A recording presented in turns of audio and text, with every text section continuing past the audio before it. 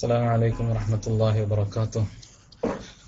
الحمد لله رب العالمين، الصلاة والسلام على من أرسل رحمة للعالمين سيدنا محمد النبي الأمين وعلى آله وصحبه الفائزين، أما بعد. أعوذ بالله من الشيطان الرجيم. بسم الله الرحمن الرحيم. واعبدوا الله ولا تشركوا به شيئا وبالوالدين إحسانا وبذي القربى واليتامى والمساكين والجار ذي القربى والجار الجنب والصاحب بالجنب. صدق الله مولانا العظيم.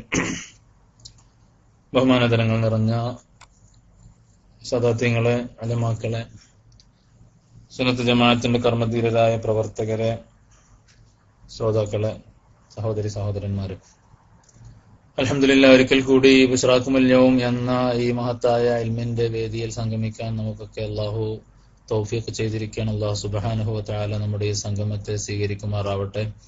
നാം പറയുന്നതും കേൾക്കുന്നതും ഒക്കെ അല്ലാഹു അവന്റെ നമ്മുടെ സാലിഹായ അമലുകളുടെ കൂട്ടത്തിൽ അല്ലാഹു ഉൾപ്പെടുത്തട്ടെ.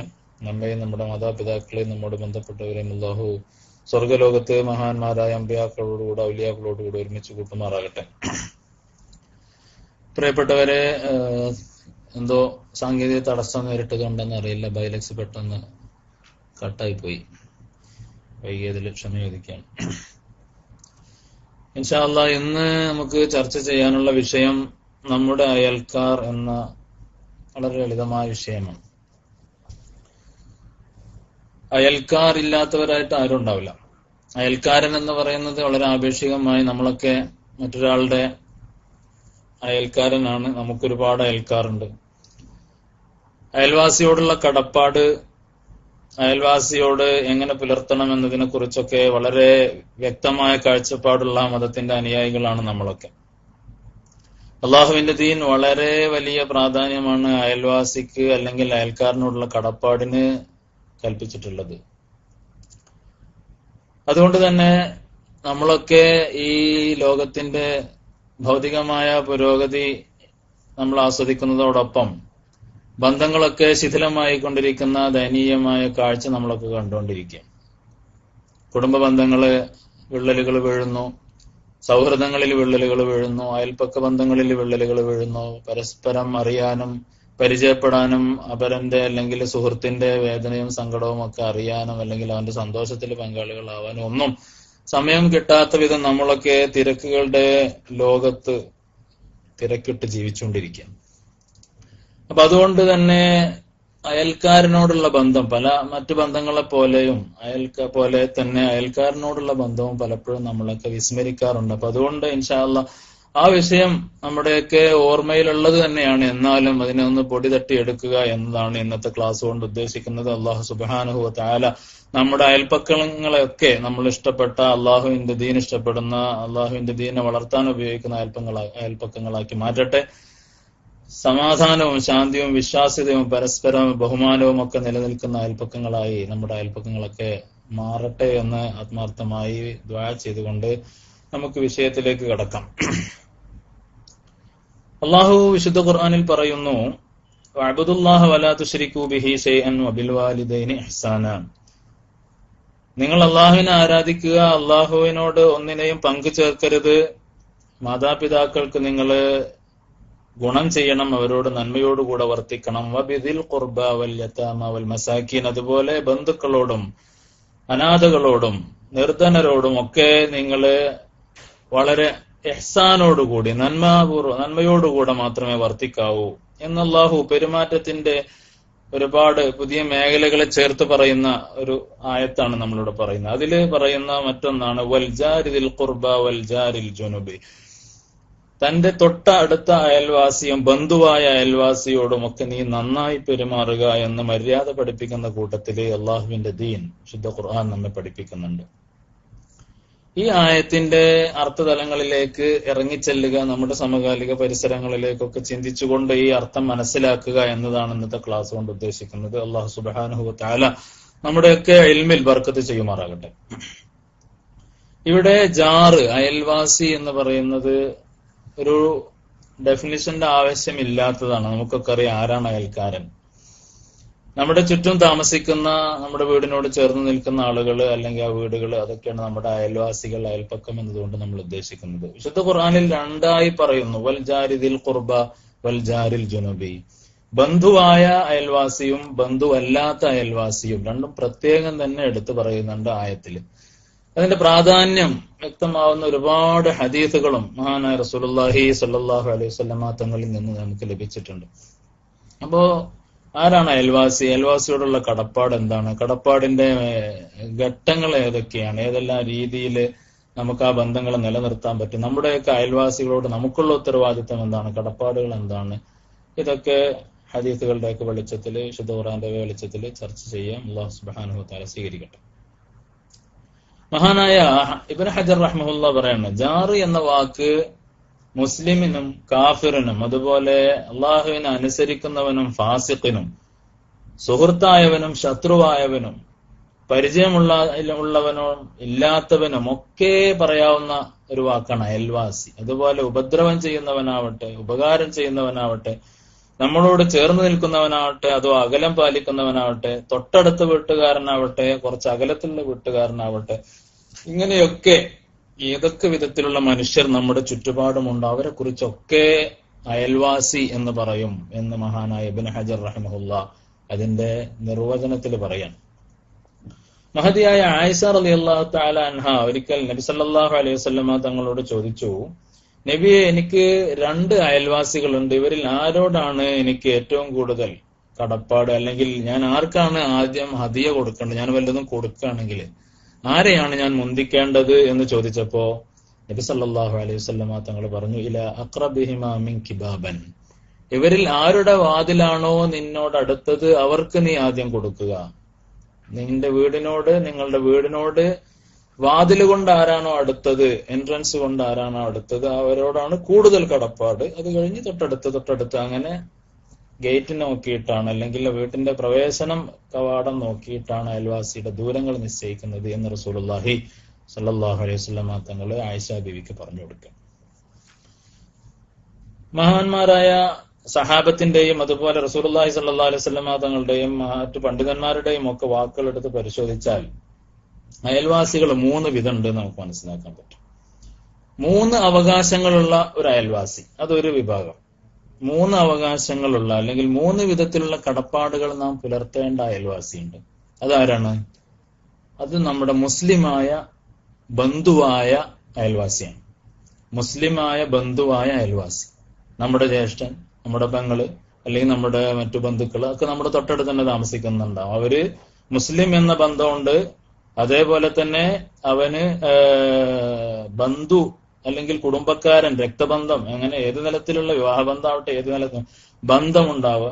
അതോടൊപ്പം അയൽവാസിയാണ്. ഈ 3 ബന്ധവും ഉള്ള ഒരു വിഭാഗം അയൽവാസികൾ ഒരുപക്ഷെ നമുക്കൊക്കെ ഉണ്ടാവും. അതേപോലെ ജാറുൽ ലഹു ഹഖാനി, 2 അവകാശങ്ങളുള്ള അയൽവാസികൾ കാണാം. അത് അൽ ജാറുൽ മുസ്ലിം, നമ്മുടെ മുസ്ലിമായ അയൽവാസി. അവൻ മുസ്ലിം എന്ന നിലക്ക് അവന് ചില അവകാശങ്ങളുണ്ട്, അയൽപ്പക്കക്കാരൻ എന്ന നിലക്ക് ഒരു അവകാശമുണ്ട്. അങ്ങനെ 2 നിലക്ക് അവകാശം. അപ്പൊ ജാറുൽ ലഹു ഹഖുൻ വാഹിദ്, ഒരു അവകാശം മാത്രമുള്ള വഹുവൽ ജാറുൽ കാഫിർ, കാഫിറായ അയൽവാസി. ലഹു ഹഖുൽ ജിവാർ, അവൻ അയൽവാസിയാണെന്നുള്ള നിലയ്ക്ക് എന്തൊക്കെ കടപ്പാടുകളുണ്ടോ, ബാധ്യതകളുണ്ടോ, അതൊക്കെ അവനോട് നാം നിർവഹിക്കണം. ഇങ്ങനെ 3 ഘട്ടങ്ങളായി അല്ലെങ്കിൽ 3 മർത്തബകളിലായിട്ട് നമ്മുടെ അയൽവാസികളെ നാം നോക്കിക്കാണേണ്ടതുണ്ട് എന്ന് മഹാന്മാരായ പണ്ഡിതന്മാർ പറയുന്നത്. ഇതെന്തിനാണ് ഇങ്ങനെ മനസ്സിലാക്കുന്നത്? അയൽവാസി എന്ന് പറഞ്ഞപ്പോ എല്ലാവർക്കും അറിയില്ല, അതിപ്പോ എന്തത്ര വിശദീകരിക്കാനുള്ളത് നമുക്ക് തോന്നും. നമ്മളെ കടപ്പാടിന്റെ വലുപ്പം മനസ്സിലാക്കാൻ നമുക്ക് ഇവരോടൊക്കെ ഏതെല്ലാം രീതിയിലുള്ള കടപ്പാടാണ്, അയൽവാസി എന്ന നിലക്ക്, ബന്ധു എന്ന നിലക്ക്, മുസ്ലിം എന്ന നിലക്ക് ഒക്കെ കടപ്പാടുകൾ ഉണ്ടാവുമ്പോ അത് പുലർത്തുന്ന വിഷയത്തിൽ നമ്മൾ എന്തെങ്കിലും വീഴ്ച വരുത്തിയാൽ അതിന്റെ ഗൗരവം വർദ്ധിക്കും എന്ന് നമ്മൾ ഉൾക്കൊള്ളാൻ വേണ്ടിയാണ് ഇങ്ങനെ ഓരോ അയൽവാസിയും നമ്മൾ ഇങ്ങനെ 3 കാറ്റഗറിയിൽ ഏതിൽ പെടുന്നു എന്ന് ചിന്തിച്ചു വേണം അവനോട് പെരുമാറാൻ എന്ന് പറയാൻ. അയൽവാസിയുടെ പരിധി, എത്ര വീടുകളുള്ള, എങ്ങനെയാണ് നമ്മൾ അയൽവാസിക്ക് ഒരു പരിധി നിശ്ചയിക്കുക എന്നുള്ളത് മഹാന്മാരായ പണ്ഡിതന്മാരുടെ ഒരു ചർച്ചാ വിഷയമാണ്. മഹാനായ അലി റളിയല്ലാഹു അൻഹുവിനെ കുറിച്ച് വന്ന ഹദീസിൽ നമുക്ക് കാണാൻ സാധിക്കും, മൻ സമിഅ നിദാഅ ഫഹുവ ജാറുൻ. പള്ളിയിൽ നിന്ന് ബാങ്ക് കൊടുക്കുന്നത് എത്ര വീടുകളിലേക്ക് കേൾക്കുന്നുവോ അവരൊക്കെ പരസ്പരം അയൽവാസികളാണ് എന്നാണ് മഹാനായ അലി റളിയല്ലാഹു അൻഹുവിനെ കുറിച്ച് പറയപ്പെടുന്ന ഒരു നിർവചനം. പള്ളിയിൽ നിന്ന് ബാങ്ക് കൊടുക്കുമ്പോൾ, അതായത് ഇന്നത്തെ മൈക്കിന്റെ സംവിധാനം ഇല്ലാതെയാണ് കേട്ടോ, മുക്കബ്ബിർ സൗത്ത് ഇല്ലാതെ പള്ളിയിൽ നിന്ന് ബാങ്ക് കൊടുക്കുമ്പോ ആ ബാങ്ക് ആരൊക്കെ കേൾക്കുന്നു അവരൊക്കെ പരസ്പരം അയൽവാസികളാണ്. ഇതൊരു നിർവചനം. മറ്റൊന്ന്, ഇഖാമത്ത് കേൾക്കുന്ന, പള്ളിയിൽ നിന്ന് ഇഖാമത്ത്, ബാങ്കല്ല, ബാങ്കാകുമ്പോൾ കുറച്ചും കൂടി ഉയരത്തിൽ കയറി നിന്നിട്ട് കൊടുക്കുന്നതാണ്. മറ്റത് പള്ളിയുടെ അകത്ത് നിന്ന് കൊടുക്കുന്ന. ഇഖാമത്ത് കൊടുത്താൽ കേൾക്കുന്ന വീട്ടുകാരൊക്കെയാണോ അവരാണ് യഥാർത്ഥത്തിൽ അയൽവാസി എന്ന് ഒരു അഭിപ്രായമുണ്ട്. മറ്റൊരു അഭിപ്രായം, സുബഹയുടെ ജമാഅത്തിന് പള്ളിയിൽ ഒരുമിച്ച് കൂടുന്ന ആളുകൾക്ക് പരസ്പരം അയൽവാസി എന്നുള്ള ബന്ധങ്ങൾ പുലർത്തേണ്ടതുള്ളൂ. സുബഹിന്റെ ജമാഅത്തിന് വരുന്നവരൊക്കെ പരസ്പരം അയൽവാസികളാണ്. സുബ്ഹാനല്ലാഹ്. പരസ്പരം അയൽവാസികളാവണമെങ്കിൽ സുബഹിന്റെ ജമാഅത്തിന് ഒരുമിച്ച് കൂടണം, അല്ലാത്തവർ തമ്മിൽ ഹക്കുകളൊന്നും ഉണ്ടാവില്ല, ഒരു വീടെടുത്തുണ്ടാവും എന്ന് മാത്രം എന്ന് അഭിപ്രായപ്പെട്ട പണ്ഡിതന്മാരുണ്ട്.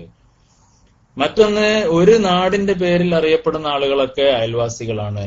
ഒരു ഗ്രാമം അല്ലെങ്കിൽ ഒരു കോളനി, ആ കോളനിയിലുള്ള ആളുകളൊക്കെ പരസ്പരം അയൽവാസികളാണ് എന്ന് പറയുന്നു.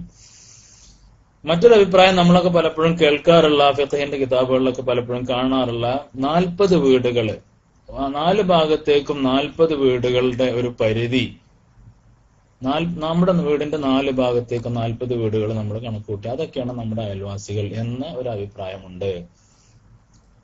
മഹാനായ ഹസൻ അൽ ബസരി റളിയല്ലാഹു അൻഹു, മഹാനായ ഇമാം ഔസാഇ റളിയല്ലാഹു അൻഹു, മഹദി ആയിഷ റളിയല്ലാഹു തആല അൻഹ, ഇവരുടെയൊക്കെ അഭിപ്രായം അതാണ്. ചുറ്റുപാടുമുള്ള 40 വീടുകൾ, 4 വശത്തേക്കും 40 വീട് കണക്കൂട്ടി അതാണ് അയൽവാസികൾ എന്ന് ഒരു അഭിപ്രായമുണ്ട്. എന്നാൽ വലിയൊരു വിഭാഗം പണ്ഡിതന്മാർ പറയുന്നത് ഇതിനിങ്ങനെ കൃത്യമായ നിർവചനങ്ങളില്ല, ശറഅ അങ്ങനെ ഒരു നിർവചനം വെച്ചിട്ടില്ല. അപ്പൊ അതുകൊണ്ട് ഉർഫാണ് അത് തീരുമാനിക്കേണ്ടത്. നമ്മുടെ സാധാരണഗതിയിലെ അയൽവാസി എന്ന് നമ്മൾ പറയാൻ പറ്റുന്നത് ആരാണ്? അവരാണ് അയൽവാസി. നമ്മളൊരാളെ കുറിച്ച് അതൊന്നും എന്റെ അയൽവാസി അല്ലല്ലോ എന്നാണ് സാധാരണ ആളുകൾ പറയുന്നെങ്കിൽ അത് അയൽവാസി അല്ല. അപ്പോ ഓരോ നാട്ടിലെയും അല്ലെങ്കിൽ ആ ചുറ്റുപാടിന്, ആ പ്രദേശത്തിന്റെ സ്വഭാവം അനുസരിച്ച്, അകലം അനുസരിച്ചൊക്കെ നാട്ടുകാർക്ക് അറിയാം ഇത് അയൽവാസി എന്നുള്ളതിൽ പറയും, ഓനൊന്നും അയൽവാസി അല്ല, ഓൻ പിന്നെ എന്റെ അയൽവാസി അല്ലേ, ഇങ്ങനെയൊക്കെ ചോദിക്കാവുന്ന രീതിയിൽ. അപ്പൊ ആ നാട്ടുകാർ തീരുമാനിക്കുന്ന ആ ഉറുഫുണ്ടല്ലോ, പരസ്പരം അതൊരു വിശദീകരണത്തിന്റെ നിർവചനത്തിന്റെ ആവശ്യമില്ലാത്ത വിധം ജനങ്ങൾക്ക് ഉൾക്കൊള്ളാവുന്ന ചില കാര്യങ്ങളുണ്ട്, അതിൽപ്പെട്ടതാണ് ഉറുഫ് എന്നാണ്. അപ്പൊ ആ ഉറുഫ് തീരുമാനിക്കുന്നതാണ് എന്നുമാണ് പ്രബലമായ അഭിപ്രായം. ഏതായാലും ഈ 4 രീതിയിലൂടെ നോക്കിക്കണ്ടാലും ഇവരൊക്കെ നമ്മൾ അയൽവാസികളായി കാണുന്നു, അവരോട് നമുക്കൊക്കെ കടപ്പാടുകളുണ്ട് എന്ന് ഒറ്റവാക്കിൽ നമ്മൾ മനസ്സിലാക്കണം. അയൽവാസിയോടുള്ള കടപ്പാടിന്റെ മഹത്വം അല്ലെങ്കിൽ അതിന്റെ ഗൗരവം നമ്മൾ ഉൾക്കൊള്ളാൻ ഒരുപാട് ഹദീസുകൾ ആ വിഷയത്തിൽ വന്നിട്ടുണ്ട്. നബി സല്ലല്ലാഹു അലൈഹി വസല്ലമ തങ്ങൾ പറയുന്നതായി ആയിഷ റളിയല്ലാഹു തആല അൻഹയും അതുപോലെ ഇബ്നു ഉമർ റളിയല്ലാഹു അൻഹു ഒക്കെ പറയുന്നു, മാസാല യൂസിനി ജിബ്രീലു ബിൽ ജാർ ഹത്താ ളനന്തു അന്നഹു സയവരിസുഹു.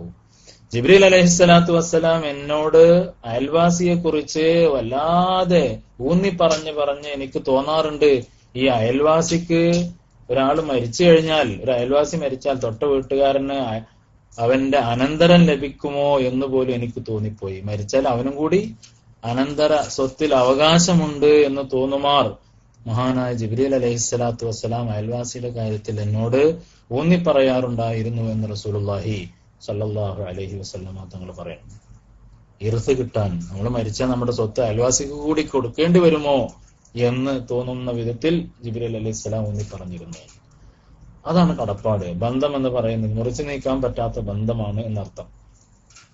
മഹാനായ അബ്ദുല്ലാഹി ഇബ്നു അംർ ഇബ്നുൽ ആസ് റളിയല്ലാഹു അൻഹു ഒരിക്കല് ഒരു ആടിനെ അറുത്തിട്ട് മഹാനവറുകൾ വീട്ടുകാരോട് ചോദിച്ചു, നിങ്ങള് പല ആളുകൾക്കും കൊടുത്ത കൂട്ടത്തില് നമ്മുടെ യഹൂദിയായ അയൽവാസിക്ക് കൊടുത്തില്ലേ എന്ന് പ്രത്യേകം 3 തവണ ചോദിച്ചു. അപ്പോ മഹാനവറുകളോട് വീട്ടുകാർ ചോദിച്ചു, നിങ്ങൾ എന്താണ് ആ വിഷയത്തിൽ ഇത്ര ഊന്നി പറയുന്നത്, യഹൂദിക്ക് കൊടുത്തോ എന്ന് പിന്നെ ചോദിക്കുന്നത് എന്ന് ചോദിച്ചപ്പോ മഹാനായ അബ്ദുല്ലാഹി ഇബ്നു അംർ ഇബ്നുൽ ആസ് പറഞ്ഞു, സമയത്തു നബി സല്ലല്ലാഹു അലൈഹി വസല്ലം യഖൂൽ, നബി തങ്ങൾ പറയുന്നത് ഞാൻ കേട്ടിട്ടുണ്ട്, മാസാല ജിബ്രീൽ യൂസിനി ബിൽ ജാരി ഹത്താ ളനന്തു അന്നഹു സയവരിസുഹു. നമ്മൾ നേരത്തെ പറഞ്ഞ ഹദീസ്. നബി തങ്ങൾ പറയുന്നത് ഞാൻ കേട്ടിട്ടുണ്ട്, അയൽവാസിയുടെ കാര്യത്തിൽ ജിബ്രീൽ എന്നോട് പറഞ്ഞ് എനിക്ക് തോന്നി ഈ അയൽവാസിക്ക് എന്റെ സ്വത്തിൽ അവകാശം കൊടുക്കേണ്ടി വരുമോ, അത്രമാത്രം ജിബ്രീൽ എന്നോട് പറഞ്ഞു. അപ്പൊ ആ ഹദീസ് റിവായത്ത് ചെയ്ത സഹാബി കൂടിയാണ് ആര്? അബ്ദുല്ലാഹി ഇബ്നു അംർ ഇബ്നുൽ ആസ്. അപ്പൊ അദ്ദേഹം വീട്ടില് ആ വിഷയം നടപ്പിലാക്കിയിരുന്നു. തന്റെ വീട്ടിൽ ആടിനെ അറുത്തപ്പോ യഹൂദിയായ അയൽവാസിക്ക് കൊടുത്തില്ലേ എന്ന് മഹാനവറുകൾ ഉറപ്പുവരുത്തിയിരുന്നു എന്നർത്ഥം. മൻ കാന യുഅ്മിനു ബില്ലാഹി വൽ യൗമിൽ ആഖിരി ഫല്യുക്രിം ജാറഹു. അല്ലാഹുവിലും അന്ത്യദിനത്തിലും ഒക്കെ ആരെങ്കിലും വിശ്വസിക്കുന്നുണ്ടെങ്കിൽ അവൻ അവന്റെ അയൽവാസിയെ ബഹുമാനിക്കട്ടെ. നമ്മളൊക്കെ പലപ്പോഴും കേൾക്കുന്ന ഹദീസാണ്, ഇതൊക്കെ എത്രമാത്രം നമ്മൾ പ്രയോഗവൽക്കരിക്കുന്നു അല്ലെങ്കിൽ ഉൾക്കൊള്ളുന്നു, നമ്മുടെ കുടുംബത്തിലും അയൽപ്പക്കങ്ങളിലൊക്കെ ഈ മൂല്യം എത്രമാത്രം നിലനിൽക്കുന്നു എന്ന് ചിന്തിക്കുന്നിടത്താണ് യഥാർത്ഥത്തിൽ ഈ വിഷയത്തിന്റെ പ്രസക്തി നിലകൊള്ളുന്നത്. അള്ളാഹുവിലും അന്ത്യദിനത്തിലും വിശ്വസിക്കുന്നുണ്ടെങ്കിൽ അയൽവാസിയെ ബഹുമാനിക്കട്ടെ. ഈമാനുമായി ആഖിബത്തിൽ അന്ത്യനാളിലൊക്കെയുള്ള വിശ്വാസവുമായി അങ്ങേയറ്റം ചേർന്ന് നിൽക്കുന്നതാണ്. മറ്റൊരു റിവായത്തിൽ ഫൽയുഹ്സിൻ ഇലാ ജാരിഹി, അയൽവാസിക്ക് ഗുണം ചെയ്യട്ടെ എന്ന് കാണാൻ സാധിക്കും. നബി സല്ലല്ലാഹു അലൈഹി വസല്ലമ തങ്ങൾ പറയാണ്, വല്ലദീ നഫ്സി ബിയദിഹി ലാ യുഅ്മിനു അബ്ദുൻ ഹത്താ യുഹിബ്ബ ലിജാരിഹി ഔ ലിഅഖീഹി മാ യുഹിബ്ബു ലിനഫ്സിഹി. സ്വന്തം സഹോദരന് എന്നാണ് നമ്മളൊക്കെ കേൾക്കാറുള്ളത്. അതേ ഹദീസിൽ തന്നെ ഒരു റിവായത്തിലുണ്ട്, ലാ യുഅ്മിനു അബ്ദുൻ ഹത്താ യുഹിബ്ബ ലിജാരിഹി. സ്വന്തം അയൽവാസിക്ക് എന്താണോ ഇഷ്ടം, അത് സ്വന്തം നഫ്സിന് എന്താണോ ഇഷ്ടം, അത് തന്റെ അയൽവാസിക്കും ഇഷ്ടപ്പെടുന്നത് വരെ നിങ്ങൾ ഒരാളും മുഅ്മിനാവുകയില്ല എന്ന് റസൂലുള്ളാഹി സ്വല്ലല്ലാഹു അലൈഹി വസല്ലം തങ്ങൾ പറയാം. അപ്പൊ വളരെ വിശ്വാസവുമായി ചേർന്ന് അതൊരു പുണ്യമാണ് അല്ലെങ്കിൽ കേവലം അതൊരു സൽക്കർമ്മമാണ് എന്ന ഒരു നിലവാരത്തിലല്ല കാണുന്നത്. ഈമാനുമായി നബി തങ്ങൾ അതിനെ ബന്ധിപ്പിക്കുകയാണ് സല്ലല്ലാഹു അലൈഹി വസല്ലം. ഖൈറുൽ അസ്ഹാബി ഇൻദല്ലാഹി ഖൈറുഹും ലിസാഹിബിഹി വഖൈറുൽ ജീറാനി ഇൻദല്ലാഹി ഖൈറുഹും ലിജാരിഹി എന്നൊരു ഹദീസിൽ കാണാൻ സാധിക്കും. നല്ല കൂട്ടുകാരെന്ന് പറയുന്നത് കൂട്ടുകാരോട്, സുഹൃത്തുക്കളോട് നന്നായി പെരുമാറുന്നവനാണ്. എന്നതുപോലെ നല്ല അയൽക്കാരൻ എന്ന് പറയുന്നത് തന്റെ അയൽവാസികളോട് നന്നായി പെരുമാറിയവനാണ്. അയൽവാസിയെ പെരുമാറുന്നവനും മാർക്കുണ്ട് എന്നർത്ഥം. നബി സല്ലല്ലാഹു അലൈഹി വസല്ലം തങ്ങള് ഒരാളെ, അയൽവാസികളില്ലാത്തവരുണ്ടാവില്ലല്ലോ, അപ്പൊ അതിൽ നിന്ന് ആർക്കും രക്ഷപ്പെടാൻ കഴിയില്ല. ശരാശരി മനുഷ്യന്മാര് ഏതെങ്കിലും കാട്ടിലോ കുന്നുമല്ലോ ആൾ താമസമില്ലാത്തടത്ത് ജീവിക്കുന്നവർ വളരെ അപൂർവമാണ്. പ്രത്യേകിച്ച് മനുഷ്യൻ ഒരു സോഷ്യൽ ബീയിങ് ആണ്. അതുകൊണ്ട് തന്നെ എപ്പോഴും മനുഷ്യന്റെ പരിസരത്ത് ജീവിക്കും. അപ്പൊ അതുകൊണ്ട് അയൽവാസി ഇല്ലാത്തവർ ഏതായാലും ഉണ്ടാവില്ല. അപ്പൊ അതുകൊണ്ട് ഈ ഒരു അളവ് പോലെ ബാധിക്കാത്ത മനുഷ്യരായിട്ട് ആരും ഉണ്ടാവില്ല. സല്ലല്ലാഹു അലൈഹി വസല്ലമ തങ്ങൾ ഒരിക്കൽ അബൂ ഹുറൈറ റളിയല്ലാഹു അൻഹുവോട് പറയാണ്, എന്നിൽ നിന്ന് നിങ്ങൾ 5 കാര്യം പഠിച്ചോളൂ എന്ന് പറഞ്ഞിട്ട് പറയാണ്, ഇത്തഖിൽ മഹാരിം തകുൻ അഅബദന്നാസ്. നിങ്ങൾ ഹറാമായ കാര്യങ്ങളിൽ നിന്നൊക്കെ വിട്ടുനിന്നാൽ നിങ്ങളെ കുറിച്ച് ഏറ്റവും നല്ല ആബിദ് എന്ന വിശേഷണം പറയാൻ പറ്റും. തിന്മകളിൽ നിന്ന് നിങ്ങൾ കൂടുതൽ വിട്ടുനിൽക്കുന്നവനാണെങ്കിൽ നിങ്ങളെ കുറിച്ച് പറയുക എന്താണ്? ഏറ്റവും നല്ല ആബിദായ മനുഷ്യൻ എന്നാണ് പറയാം. തകുൻ അഅബദന്നാസ്. കൂടുതൽ ഇബാദത്ത് ചെയ്യുന്നതിന്റെ എണ്ണം നോക്കിയിട്ടല്ല, മറിച്ച് തിന്മകളിൽ നിന്ന് ഇയാൾ എത്രമാത്രം വിട്ടുനിൽക്കുന്നു എന്നതിനനുസരിച്ചാണ്. നമ്മളൊക്കെ മനസ്സിലാക്കേണ്ട ഘടകം. നമ്മൾ ഒരുപാട് നന്മയും ചെയ്യുന്നുണ്ട്, അതേപോലെ ചിലപ്പോൾ തിന്മയും ചെയ്തു പോകുന്നുണ്ട്. അള്ളാഹു പുറത്തു നൽകുമാറാകട്ടെ.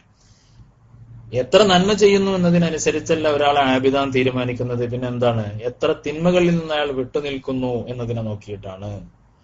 വറള ബിമാ ഖസമല്ലാഹു ലക തകുൻ അഗ്നന്നാസ്. അതുപോലെ അള്ളാഹു നിനക്ക് വിധിച്ചതെന്തോ അതുകൊണ്ട് നീ തൃപ്തിപ്പെട്ടാൽ, അതുകൊണ്ട് നീ തൃപ്തിപ്പെട്ട് ജീവിച്ചാൽ നിന്നെ കുറിച്ചാണ് ഏറ്റവും വലിയ സമ്പന്നൻ എന്ന് പറയുന്നത്. അള്ളാഹു നൽകിയതിൽ തൃപ്തിയോടുകൂടി ജീവിക്കുക, കിട്ടിയതിൽ സംതൃപ്തനായി ജീവിക്കുക, ഇതാണ് ഏറ്റവും വലിയ ഗിനൻ നഫ്സ് എന്ന് പറയുന്നത്, അല്ലെങ്കിൽ ഏറ്റവും വലിയ മാനസികമായ സമ്പന്നത എന്ന് പറയുന്നത് അതാണ്. അതുപോലെ വഹ്സിൻ ഇലാ ജാരിക തകുൻ മുഅ്മിന. നീ മുഅ്മിനാവണം എന്ന് നിനക്ക് ആഗ്രഹമുണ്ടെങ്കിൽ നീ നിന്റെ അയൽവാസിക്ക് ഗുണം ചെയ്തോ. വഅഹിബ്ബ ലിന്നാസി മാ തുഹിബ്ബു ലിനഫ്സിക തകുൻ മുസ്ലിമൻ. അതുപോലെ നിന്നെ കുറിച്ച് മുസ്ലിം എന്ന് പറയപ്പെടണമെങ്കിൽ നീ ചെയ്തിരിക്കേണ്ടത് മറ്റുള്ളവർക്ക് നിന്റെ നഫ്സിനെന്താണോ നീ ഇഷ്ടപ്പെടുന്നത് അവർക്ക് കൂടി നീ ഇഷ്ടപ്പെടുക. കേവലം ഇസ്ലാം കാര്യങ്ങളിലും ഈമാൻ കാര്യങ്ങളിലും മാത്രമല്ല ഒരാളുടെ വിശ്വാസവും അല്ലെങ്കിൽ കർമ്മങ്ങളും വിലയിരുത്തപ്പെടുന്നത്. മറ്റ് ഒരുപാട് മൂല്യങ്ങളെ അല്ലെങ്കിൽ ബന്ധങ്ങളോട് അല്ലെങ്കിൽ മൂല്യങ്ങളോട് അവൻ കാണിക്കുന്ന കമ്മിറ്റ്മെന്റ് എത്രമാത്രം ഓരോരുത്തർ പ്രതിബദ്ധത കാണിക്കുന്നു എന്നതിനെ കൂടി ആശ്രയിച്ചാണ് എന്നല്ലേ റസൂലുള്ളാഹി സ്വല്ലല്ലാഹു അലൈഹി വസല്ലം തങ്ങൾ പറയുന്നത്. മഹാരിമ, തെറ്റുകളിൽ നിന്ന് പിന്മാറുന്നതിനനുസരിച്ചാണ് ആബിദ് എന്ന് പറയുന്നത്. അള്ളാഹു നൽകിയത് ഇഷ്ടപ്പെടുന്നവനെ കുറിച്ചാണ് ഗനി എന്ന് പറയുന്നത്. അതുപോലെ അയൽവാസിക്ക് ഗുണം ചെയ്യുന്നവനെ കുറിച്ചാണ് മുഅ്മിൻ എന്ന് പറയാം. അതുപോലെ മറ്റുള്ളവർക്ക് സ്വന്തത്തിന് എന്താണോ ഇഷ്ടം അതാണ് മറ്റുള്ളവർക്കും ഇഷ്ടമെങ്കിൽ അവനെ കുറിച്ചേ മുസ്ലിം എന്ന് പറയുള്ളൂ. അതുപോലെ കൂടുതൽ ചിരിച്ചാൽ നിന്റെ ഹൃദയം മരിച്ചു പോകും, ഹൃദയം ഡെഡായി പോകും എന്ന്. ഇങ്ങനെ 5 ഉപദേശങ്ങൾ മഹാനായ അബൂ ഹുറൈറ റളിയല്ലാഹു അൻഹു പറഞ്ഞിട്ട് നിങ്ങളത് ഓർത്തു വെച്ചുകൊള്ളൂ എന്ന് പറഞ്ഞിട്ട് നബി തങ്ങൾ പഠിപ്പിച്ചു. അപ്പൊ അതിൽ പ്രത്യേകം പറയുന്ന ഒന്നാണ് നമ്മുടെ വിഷയവുമായി ബന്ധപ്പെട്ട വഹ്സിൻ ഇലാ ജാരിക തകുൻ മുഅ്മിനൻ. നീ പുണ്യം ചെയ്തവനാകുന്നല്ല പറഞ്ഞത്, നീ മുഅ്മിനാകുന്ന പറഞ്ഞത്. അപ്പൊ അത് പ്രത്യേകം ഓർക്കേണ്ടതാണ്. മഹാന്മാരായ പണ്ഡിതന്മാരൊക്കെ പറയുന്നത് ഒരാളിൽ 3 കാര്യങ്ങൾ ഒരാൾക്ക് നേടാൻ സാധിച്ചാൽ, 3 കാര്യങ്ങൾ ഒരാൾക്ക് നേടാൻ സാധിച്ചാൽ അയാൾ ബുദ്ധിയും പക്വതയും ഉള്ളവനായിട്ട് വിലയിരുത്തപ്പെടുന്നു. സലാസുൻ ഇദാ കുന്ന ഫി റജുലി ലം യശുക്ക ഫി അഖ്ലിഹി വഫദ്ലിഹി. നമ്മൾ ഒരാളിൽ 3 കാര്യങ്ങൾ ഒരാളിൽ സമ്മേളിച്ചാൽ അയാളുടെ ബുദ്ധിയെക്കുറിച്ചും അയാളുടെ ശ്രേഷ്ഠതയെക്കുറിച്ചും പിന്നെ സംശയിക്കേണ്ടതില്ല. ഏതാണ് ആ 3 കാര്യങ്ങൾ? ഇദാ ഹമിദഹു ജാറുഹു, അയൽവാസി നമ്മെ കുറിച്ച് നല്ലത് പറയാം. വഖറാബതുഹു, ബന്ധുക്കാര് നല്ലത് പറയാം. വറഫീഖുഹു, കൂട്ടുകാരൻ നല്ലത് പറയാം. ഈ 3 കൂടി ഒരാളിൽ സമ്മേളിച്ചാൽ, ഈ 3 സൗഭാഗ്യവും അല്ലെങ്കിൽ 3 ആളുകളുടെയും നല്ല വാക്കിന്, നല്ല പ്രശംസയ്ക്ക് ഒരാൾ വിധേയനായാൽ അതിനെക്കുറിച്ച് പിന്നെ അയാളുടെ ബുദ്ധിയെക്കുറിച്ചോ അല്ലെങ്കിൽ അയാളുടെ മാന്യതയെക്കുറിച്ചോ പിന്നെ നിങ്ങൾ സംശയിക്കണ്ട. വളരെ വളരെ വലിയൊരു യുക്തിയാണ്, അല്ലെങ്കിൽ വലിയൊരു തത്വമാണ് നബി സല്ലല്ലാഹു മഹാന്മാരായ പണ്ഡിതന്മാര് ഇവിടെ പറയുന്നത്. വളരെ വലിയ യുക്തിയാണ് അല്ലേ? ഇദാ ഹമിദഹു, അയൽവാസി നമ്മളൊക്കെ പലപ്പോഴും നാട്ടുകാർക്ക് വേണ്ടപ്പെട്ടവനായിരിക്കും, പക്ഷെ വീട്ടുകാർക്ക് കണ്ടുകൂടാ. അല്ലെങ്കിൽ കൂട്ടുകാർക്കും ഒക്കെയാണ്, നാട്ടുകാർക്കും വീട്ടുകാർക്കും കണ്ടുകൂടാ. ഇങ്ങനെ ഈ 3 പേരെയും ഒരുപോലെ പ്രീതിപ്പെടുത്തുക എന്ന് പറയുന്നതിന് നല്ല പക്വത വേണം, തന്റെ ഇടത്തോടെ കാര്യങ്ങളിൽ ഇടപെടാൻ കഴിയണം, എല്ലാവരുടെയും തൃപ്തി എന്താണോ നോക്കി ജീവിക്കാനും കഴിയണം. എല്ലാവരെയും തൃപ്തിപ്പെടുത്തുക എന്നുള്ളത് വലിയ സൗഭാഗ്യം. എല്ലാവരെയും തൃപ്തിപ്പെടുത്താനായിട്ട് ജീവിക്കാൻ പാടില്ല. അത് മറ്റേ നമ്മൾ ആ കഴുതയേറ്റിയ വാപ്പാന്റെയും മകന്റെയും കഥ പോലെയാകും. എല്ലാവരെയും തൃപ്തിപ്പെടുത്തും അല്ലെ? വാപ്പ കഴുതപ്പുറത്ത് കയറി, മകൻ നടന്നപ്പോ പെണ്ണുങ്ങളൊക്കെ പറഞ്ഞു, എന്തൊരു മനുഷ്യനാണ്, ആ കുട്ടിയോട് തീരെ കാരുണ്യമില്ല എന്ന് പറഞ്ഞു. അത് കേട്ടിട്ട് അയാൾ ഇറങ്ങിയിട്ട് കുട്ടിയെ കയറ്റിയിരുത്തി അയാൾ നടന്നു. അത് കണ്ടപ്പോ പുരുഷന്മാരൊക്കെ പറഞ്ഞു, വല്ലാത്തൊരു മകൻ, വാപ്പ നടക്കുന്നു, മകൻ കഴുതപ്പുറത്ത് കയറിയിരിക്കണേ. അപ്പൊ രണ്ടാളും ഇറങ്ങിയിട്ട് നടന്നപ്പോ നമുക്കൊക്കെ അറിയുന്ന കഥയാണ്. ഇവിടെ നടിക്കുന്നത് ചിരി വന്നിട്ടാണോ അതോ ഇതൊക്കെ വിറ്റാണോ എന്ന് വിചാരിച്ചത്. ഏതായാലും ഞാൻ സന്ദർഭം ഓർമ്മ വന്നപ്പോ പറഞ്ഞു, ഏതാണ് പെട്ടെന്ന് തീർക്കും. 2 പേര് ഇറങ്ങി നടന്നു. അപ്പൊ ആൾക്കാര് പറഞ്ഞു, ഒരു കഴുതുണ്ടായിട്ടും കഴുതപ്പുറത്ത് കയറാത്ത പൊട്ടന്മാരെന്ന് കുട്ടികൾ പരിഹസിച്ചു എന്നാണ്. അപ്പൊ 2 പേരും കൂടി, അപ്പൊ മോൻ പറഞ്ഞു, ഈ പരിഹാസം എനിക്ക് സഹിക്കാൻ വയ്യ വാപ്പ, അതുകൊണ്ട് നമുക്ക് 2 ആളും കൂടി കഴുതയെ ഏറ്റിയാലോ എന്ന് പറഞ്ഞപ്പോ വാപ്പ പറഞ്ഞു, മോനെ ഇനി നമ്മളെ കുറിച്ച് ഭ്രാന്തന്മാരെന്നും കൂടെ പറയാത്തതുള്ളൂ, അപ്പൊ ഏറ്റിയാല് ഭ്രാന്തന്മാരെന്നും പറയും. അപ്പൊ ജനങ്ങളുടെ പ്രീതി നോക്കിയാൽ ഒന്നും നടക്കൂല എന്നതിന്റെ ഒരു ഉദാഹരണമായിട്ട് പറയപ്പെടുന്ന എല്ലാവർക്കും അറിയുന്ന കഥകളാണ്. അറിയാത്തവർക്ക് വേണമെങ്കിൽ ആത്മാർത്ഥമായിട്ട് ചിരിക്കാം, അല്ലാത്തവര് ഒന്ന് അടിച്ചാൽ മതി. ഏതായാലും പോട്ടെ, തമാശ പറഞ്ഞു മാത്രം. അപ്പോ എല്ലാവരും നമ്മെ ഇഷ്ടപ്പെടുക എന്നുള്ളത് ഒരു ഫളലാണ്. അത് നമ്മുടെ ബുദ്ധിയുടെയും അതുപോലെ നമ്മുടെ പക്വതയുടെയും ഒക്കെ അടയാളമാണ് എന്ന് ഹുക്കമാക്കള് പറയണം. ഏതായാലും നമുക്ക് വിഷയത്തിലേക്ക് വരാം. അപ്പൊ അയൽവാസി നല്ലത് പറയാന്നുള്ളത് ഒരു സൗഭാഗ്യം. അപ്പൊ ഇനി അയൽവാസികളോടുള്ള കടപ്പാട് ഏതൊക്കെ രീതിയിൽ നമുക്ക് പുലർത്താൻ പറ്റും എന്നതിലേക്ക് നമുക്ക് വരാം. അയൽവാസിയോടുള്ള കടപ്പാട് 3 മർത്തബകളിലാണ്. ഏതാണ്? അദ്നാഹ കഫുൽ അദ. ഒന്നാമത്തെ ഏറ്റവും അതിന്റെ ലോ ലെവൽ എന്ന് പറയുന്നത് നമ്മളെ കൊണ്ട് അയൽവാസിക്ക് ബുദ്ധിമുട്ടില്ലാതിരിക്കുക എന്നുള്ളതാണ്. നമ്മളെ കൊണ്ട് അയൽവാസിക്ക് ബുദ്ധിമുട്ടില്ലാതിരിക്കുക എന്നുള്ളതാണ്. രണ്ടാമത്തതാണ് അയൽവാസിയുടെ ബുദ്ധിമുട്ട് നമ്മൾ സഹിക്കുക എന്നുള്ളത്. അവരിങ്ങോട്ട് ചെയ്യുന്ന ഉപദ്രവങ്ങളെ സഹിക്കുക. അതൊരു പടി കൂടി മുന്നിലാണ്. ഏറ്റവും പൂർണ്ണമായ, ഏറ്റവും നല്ല, സമ്പൂർണനായ അയൽവാസി എന്ന് പറയുന്നത് അയൽവാസിയെ ആദരിക്കുകയും അവന് വേണ്ടി ത്യാഗം ചെയ്യുകയും അവന് വേണ്ട ഗുണങ്ങളൊക്കെ ചെയ്യുന്നവരാണ്. ഇങ്ങനെ 3 ദറജയിലായിട്ടാണ് അയൽവാസിയുടെ ബന്ധത്തെ മഹാന്മാരായ ഉലമാ വിഭജിച്ചിട്ടുള്ളത്. നമുക്ക് ഒന്നാമത്തെ ദറജയിലേക്ക് വരാം. നമുക്ക് വരാം. والذين يؤذون المؤمنين والمؤمنات بغير ما اكتسبوا فقد احتملوا بهتانا واثما مبينا. അള്ളാഹു വിശുദ്ധ ഖുർആനിൽ പറയുന്നുണ്ട്, മുഅ്മിനീങ്ങളെയും മുഅ്മിനാത്തുകളെയും, മുഅ്മിനീങ്ങളായ സ്ത്രീ പുരുഷന്മാരെ അവർ ചെയ്യാത്ത കാര്യങ്ങൾ കൊണ്ട് ഉപദ്രവിക്കുന്ന ആളുകൾ ചെയ്യുന്നത് വലിയ കുറ്റമാണ് എന്ന് പറയുന്നുണ്ട്. ഏതൊരു മുഅ്മിനെ കുറിച്ചും ഇല്ലാത്തത് പറയാൻ പാടില്ല. ഏതൊരാളെ കുറിച്ചും ഇല്ലാത്തത് പറയാന്നുള്ളത് വളരെ കുറ്റകരമാണ്. അപ്പോ സ്വന്തം അയൽവാസിയെ കുറിച്ചാണെങ്കിൽ അത് അതിലേറെ കുറ്റകരമാണ്. സ്വന്തം അയൽവാസിയെ കുറിച്ച് ഇല്ലാത്തത് പറയുന്നത് അതിലേറെ കുറ്റകരമാണ്. നബി സല്ലല്ലാഹു അലൈഹി വസല്ലമ തങ്ങൾ പറയണം, മൻ കാന യുഅ്മിനു ബില്ലാഹി വൽ യൗമിൽ ആഖിർ ഫലാ യുഅ്ദി ജാറഹു. മൻ കാന യുഅ്മിനു ബില്ലാഹി വൽ യൗമിൽ ആഖിർ, ആരെങ്കിലും അല്ലാഹുവിലും അന്ത്യദിനത്തിലും വിശ്വസിക്കുന്നുണ്ടെങ്കിൽ ഫലാ യുഅ്ദി ജാറഹു, അയൽവാസിയെ ഉപദ്രവിക്കരുത്. മറ്റൊരു ഹദീസിൽ നബി തങ്ങൾ പറയാണ്, ഇമാം ബുഖാരിയൊക്കെ റിവായത്ത് ചെയ്ത ഹദീസാണ്, വല്ലാഹി ലാ യുഅ്മിൻ വല്ലാഹി ലാ യുഅ്മിൻ വല്ലാഹി ലാ യുഅ്മിൻ, മുഅ്മിനാവുകയില്ല എന്ന് പറഞ്ഞ് നബി തങ്ങൾ സത്യം ചെയ്ത് പറയാണ്. അപ്പൊ ചോദിച്ചു, പുണ്യ റസൂൽ സല്ലല്ലാഹു അലൈഹി വസല്ലമ തങ്ങളോട് നബിയെ ആരെ കുറിച്ചാണ് അങ്ങ് പറയുന്നത്? ഖാൽ അല്ലദീ ലാ യുഅ്മിനു ജാറുഹു ബവാഇഖുഹു. അയൽവാസി തന്റെ അയൽവാസിയുടെ ഉപദ്രവത്തെ തൊട്ട് നിർഭയനായിട്ടില്ലെങ്കിൽ അത്തരം ആളുകളുടെ ഈമാൻ പൂർണ്ണമല്ല എന്ന് നബി സല്ലല്ലാഹു അലൈഹി വസല്ലമ തങ്ങൾ പറയാൻ. മറ്റൊരു ഹദീസിൽ ലാ യദ്ഖുലുൽ ജന്നത മൻ ലാ യഅ്മനു ജാറുഹു ബവാഇഖുഹു. അയൽവാസി നമ്മുടെ ഉപദ്രവത്തിൽ നിന്ന് നിർഭയനായിട്ടില്ലെങ്കിൽ പിന്നെ നാം സ്വർഗത്തിൽ കടക്കുകയില്ല എന്ന് റസൂലുള്ളാഹി സ്വല്ലല്ലാഹു അലൈഹി വസല്ലം. വളരെ വലിയ ഒരു വിഷയമാണ് ഇവിടെ പറയുന്നത്. അയൽവാസിയെ ഉപദ്രവിക്കുക, നമ്മളാൽ അയൽവാസിക്ക് വല്ല ഉപദ്രവവും വരിക, അവന്റെ മാനത്തിന്, അവന്റെ സ്വസ്ഥതക്ക്, അവന്റെ സ്വൈരത്തിന്, അല്ലെങ്കിൽ അവന്റെ വഴിക്ക്, അവന്റെ ഒരുപാട് കാര്യങ്ങളുണ്ട്. അയൽവാസി എന്ന് പറയുമ്പോൾ എന്തെല്ലാം വിഷയത്തിൽ നമുക്ക് ബന്ധമുണ്ട്. അവന്റെ വഴി, അവന്റെ അയൽവാസി, അവന്റെ ഗസ്റ്റുകള്, അവന്റെ സൗകര്യങ്ങള്, അവന്റെ മാനം, അവന്റെ സ്വകാര്യത, അവന്റെ രഹസ്യങ്ങള്, അവന്റെ ഭക്ഷണം, അവന്റെ പാർപ്പിടം, ഇങ്ങനെ ഒരുപാട് വിഷയം നമുക്ക് അങ്ങോട്ടും ഇങ്ങോട്ടും അറിയുന്നതും പരസ്പരം ബന്ധിതവും ഒക്കെയാണ്, പരസ്പരം ആശ്രിതവുമാണ്. അപ്പൊ അതുകൊണ്ട് തന്നെ ഈ മുഅ്മിനാവുകയില്ലെന്ന് ഊന്നി പറഞ്ഞതിനെ കുറിച്ചൊക്കെ ഉലമാ പ്രത്യേകം ചർച്ച ചെയ്തിട്ടുണ്ട്. ചില ആളുകൾ പറയുന്നത് അത് അല്ലാഹുവിനെ തൊട്ട് കളവാക്കിയ നരകം അവർക്ക് നിർബന്ധമാവുന്ന വിധത്തിലുള്ള ഈമാനെന്ന് പുറത്തു പോകലാന്ന് ചില പണ്ഡിതന്മാർ പറയുന്നുണ്ട്.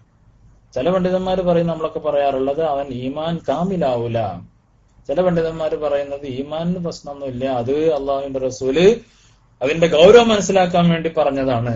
പക്ഷേ അധിക പണ്ഡിതന്മാരും പറയുന്നത് ഈമാനിന് അത് കുറക്കുന്നുള്ള തന്നെയാണ്. കാരണം ഫിസ്ക് ചെയ്താൽ ഈമാന് കൂടും ചെയ്യും കുറയും ചെയ്യും. സൽക്കർമ്മങ്ങളും മറ്റൊക്കെ ചെയ്യുമ്പോൾ ഈമാന് വർദ്ധിക്കും, അല്ലെ? സാദത്ത് ഹും ഈമാന എന്നൊക്കെ ഹദീസ് ഖുർആനിൽ കാണാൻ പറ്റും. ചില കാര്യങ്ങൾ അള്ളാഹുവിന്റെ ആയാത്തുകൾ കേൾക്കുമ്പോൾ, അത്തരം കാര്യങ്ങൾ ശ്രദ്ധിക്കുമ്പോൾ, അമലുകൾ ചെയ്യുമ്പോൾ ഈമാൻ വർദ്ധിക്കും.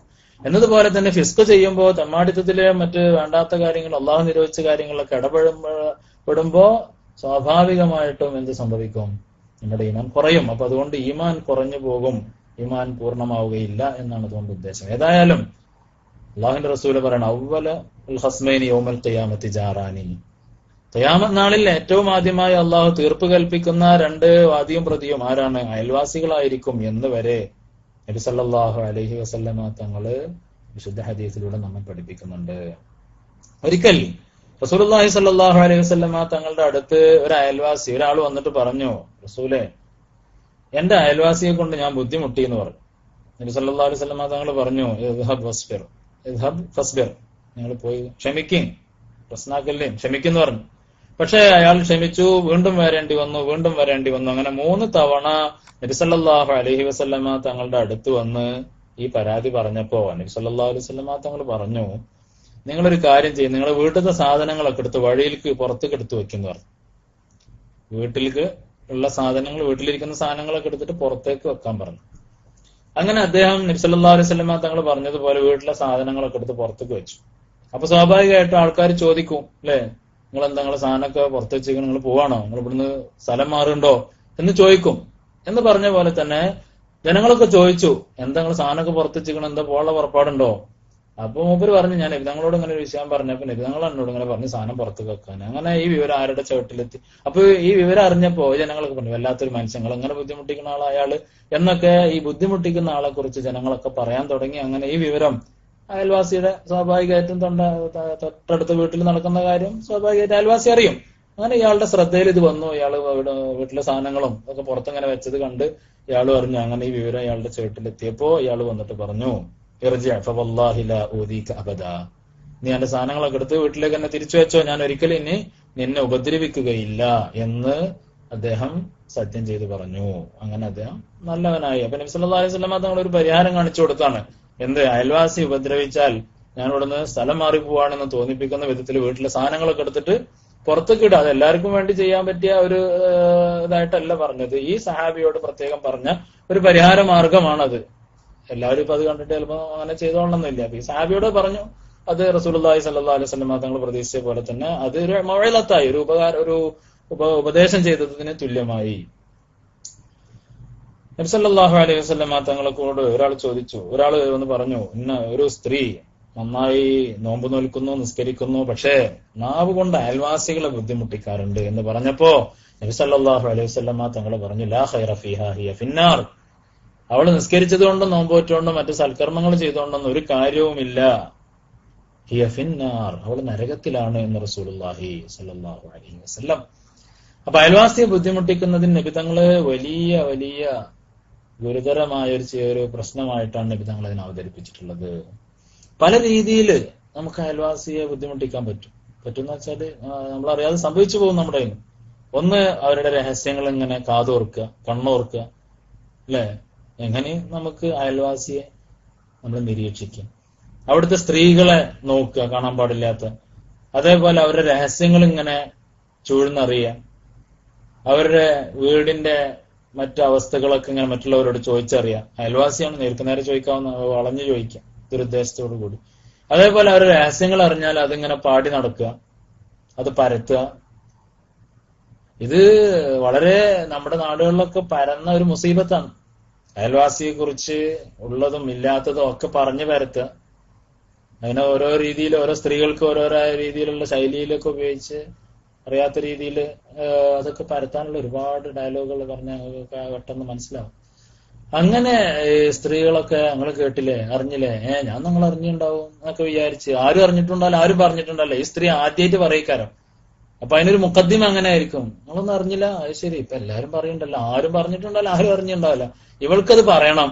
അപ്പൊ അത് പറയാൻ വേണ്ടിയുള്ള മുഖദ്ദിമാണ്. നാട്ടുകാരൊക്കെ അറിഞ്ഞിക്കണം, നിങ്ങൾ അറിഞ്ഞില്ലേ എന്ന് പറഞ്ഞിട്ട് അയൽവാസിയെ കുറിച്ച് പറയാം. ഞാൻ പറഞ്ഞെന്നല്ല, നിങ്ങൾ ആരോടും പറയും വേണ്ട എന്നൊക്കെ രീതിയിൽ ഈ അയൽവാസികൾ ഇങ്ങനെ രഹസ്യം പറയുന്ന സ്വഭാവം പഴയ കാലത്ത് കൂടുതലാണ്. അതിന് കാരണം പഴയ കാലത്ത് സൗഹൃദങ്ങളും അയൽപ്പക്കങ്ങളും ഒക്കെ കീപ്പ് ചെയ്തിരുന്നു. ഇന്ന് അയൽപ്പക്കത്ത് എന്താ നടക്കുന്നതെന്ന് പോലും നമ്മളാരും അറിയുന്നില്ല.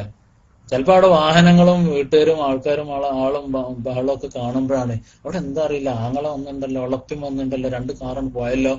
അപ്പോഴാണ് നമ്മൾ അറിയുന്നത് അവിടെ ഒരാൾ മരിച്ചിട്ടുണ്ട്, അല്ലെങ്കിൽ അവിടെ നിന്ന് എന്തോ ഒരു സംഭവം ഉണ്ട്, അല്ലെങ്കിൽ അവിടെ ഒരാൾ വെയ്യാണ്ടെടുക്കുന്നുണ്ട്.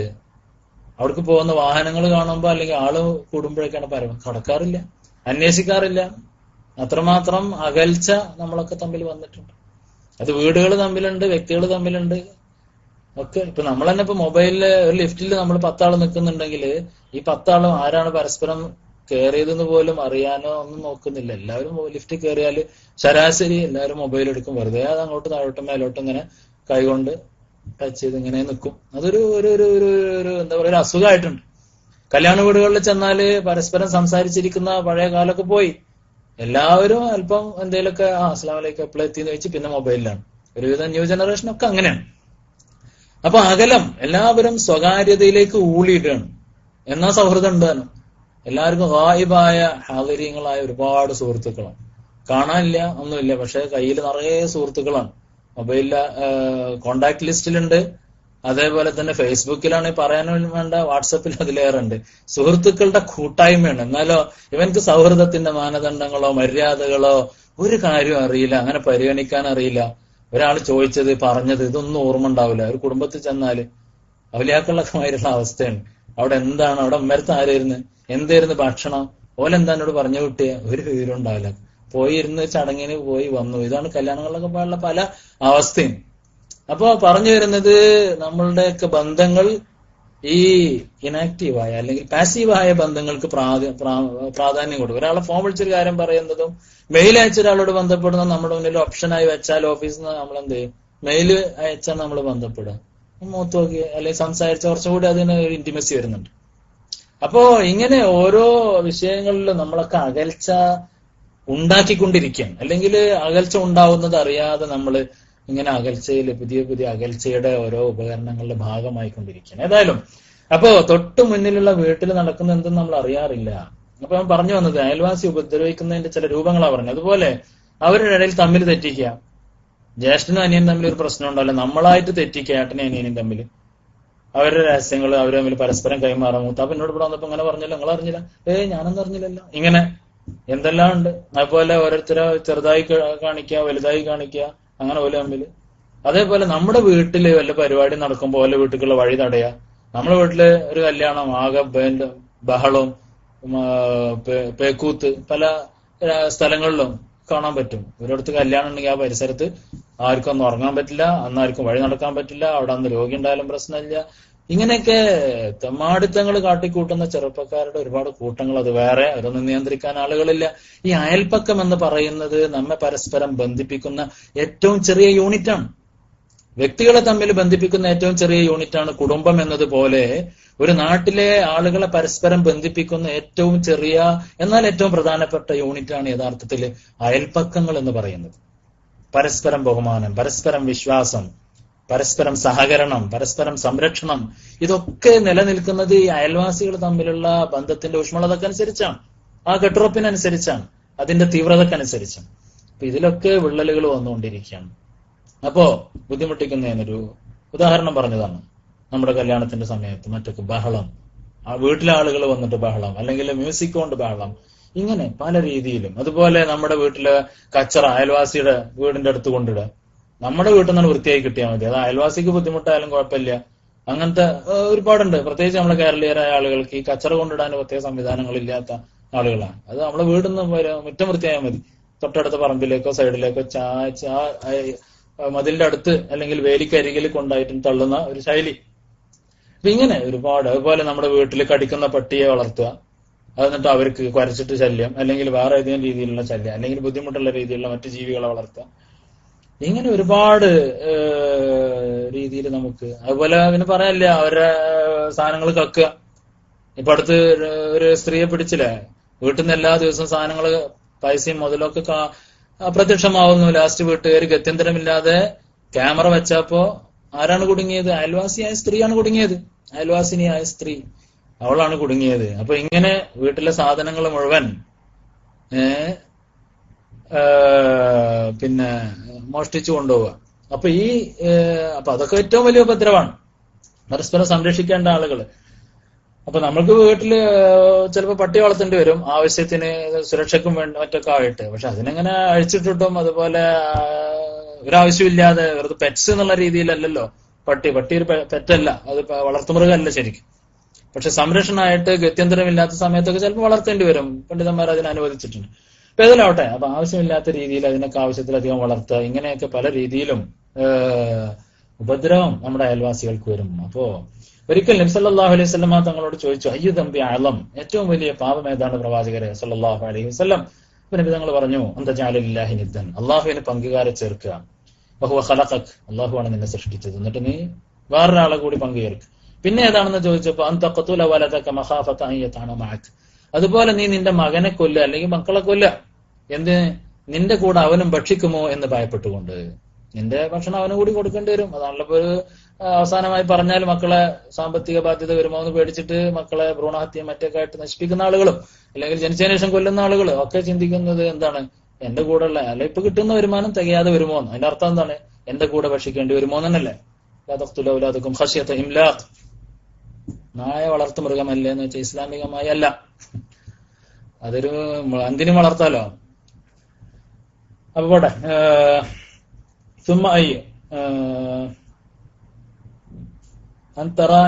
പിന്നെ മറ്റെന്താണ് എന്ന് ചോദിച്ചപ്പോ നബി സല്ലല്ലാഹു അലൈഹി വസല്ലം തങ്ങൾ പറഞ്ഞു, നിന്റെ അയൽവാസിയുടെ ഭാര്യയെ നീ പ്രാപിക്കുക, ഇതാണ് ഏറ്റവും വലിയ കുറ്റം എന്ന് റസൂലുള്ളാഹി സല്ലല്ലാഹു അലൈഹി വസല്ലം തങ്ങൾ പറയാം. വിശ്വസിച്ച് നമ്മെ ആശ്രയിച്ച് നമ്മുടെ വീട്ടുകാരെ അയൽവാസിയെ പലപ്പോഴും അങ്ങോട്ടും ഇങ്ങോട്ടൊക്കെ പോകുമ്പോ നമ്മളൊക്കെ അടുത്തുണ്ടല്ലോ എന്നുള്ള ധൈര്യത്തിലാണ് പോവുക. പക്ഷേ വേലി തന്നെ വിളതുന്ന സാഹചര്യം, അത് ഏറ്റവും വലിയ തെറ്റാണെന്ന് റസൂലുള്ളാഹി സല്ലല്ലാഹു അലൈഹി വസല്ലം തങ്ങൾ പറയാം.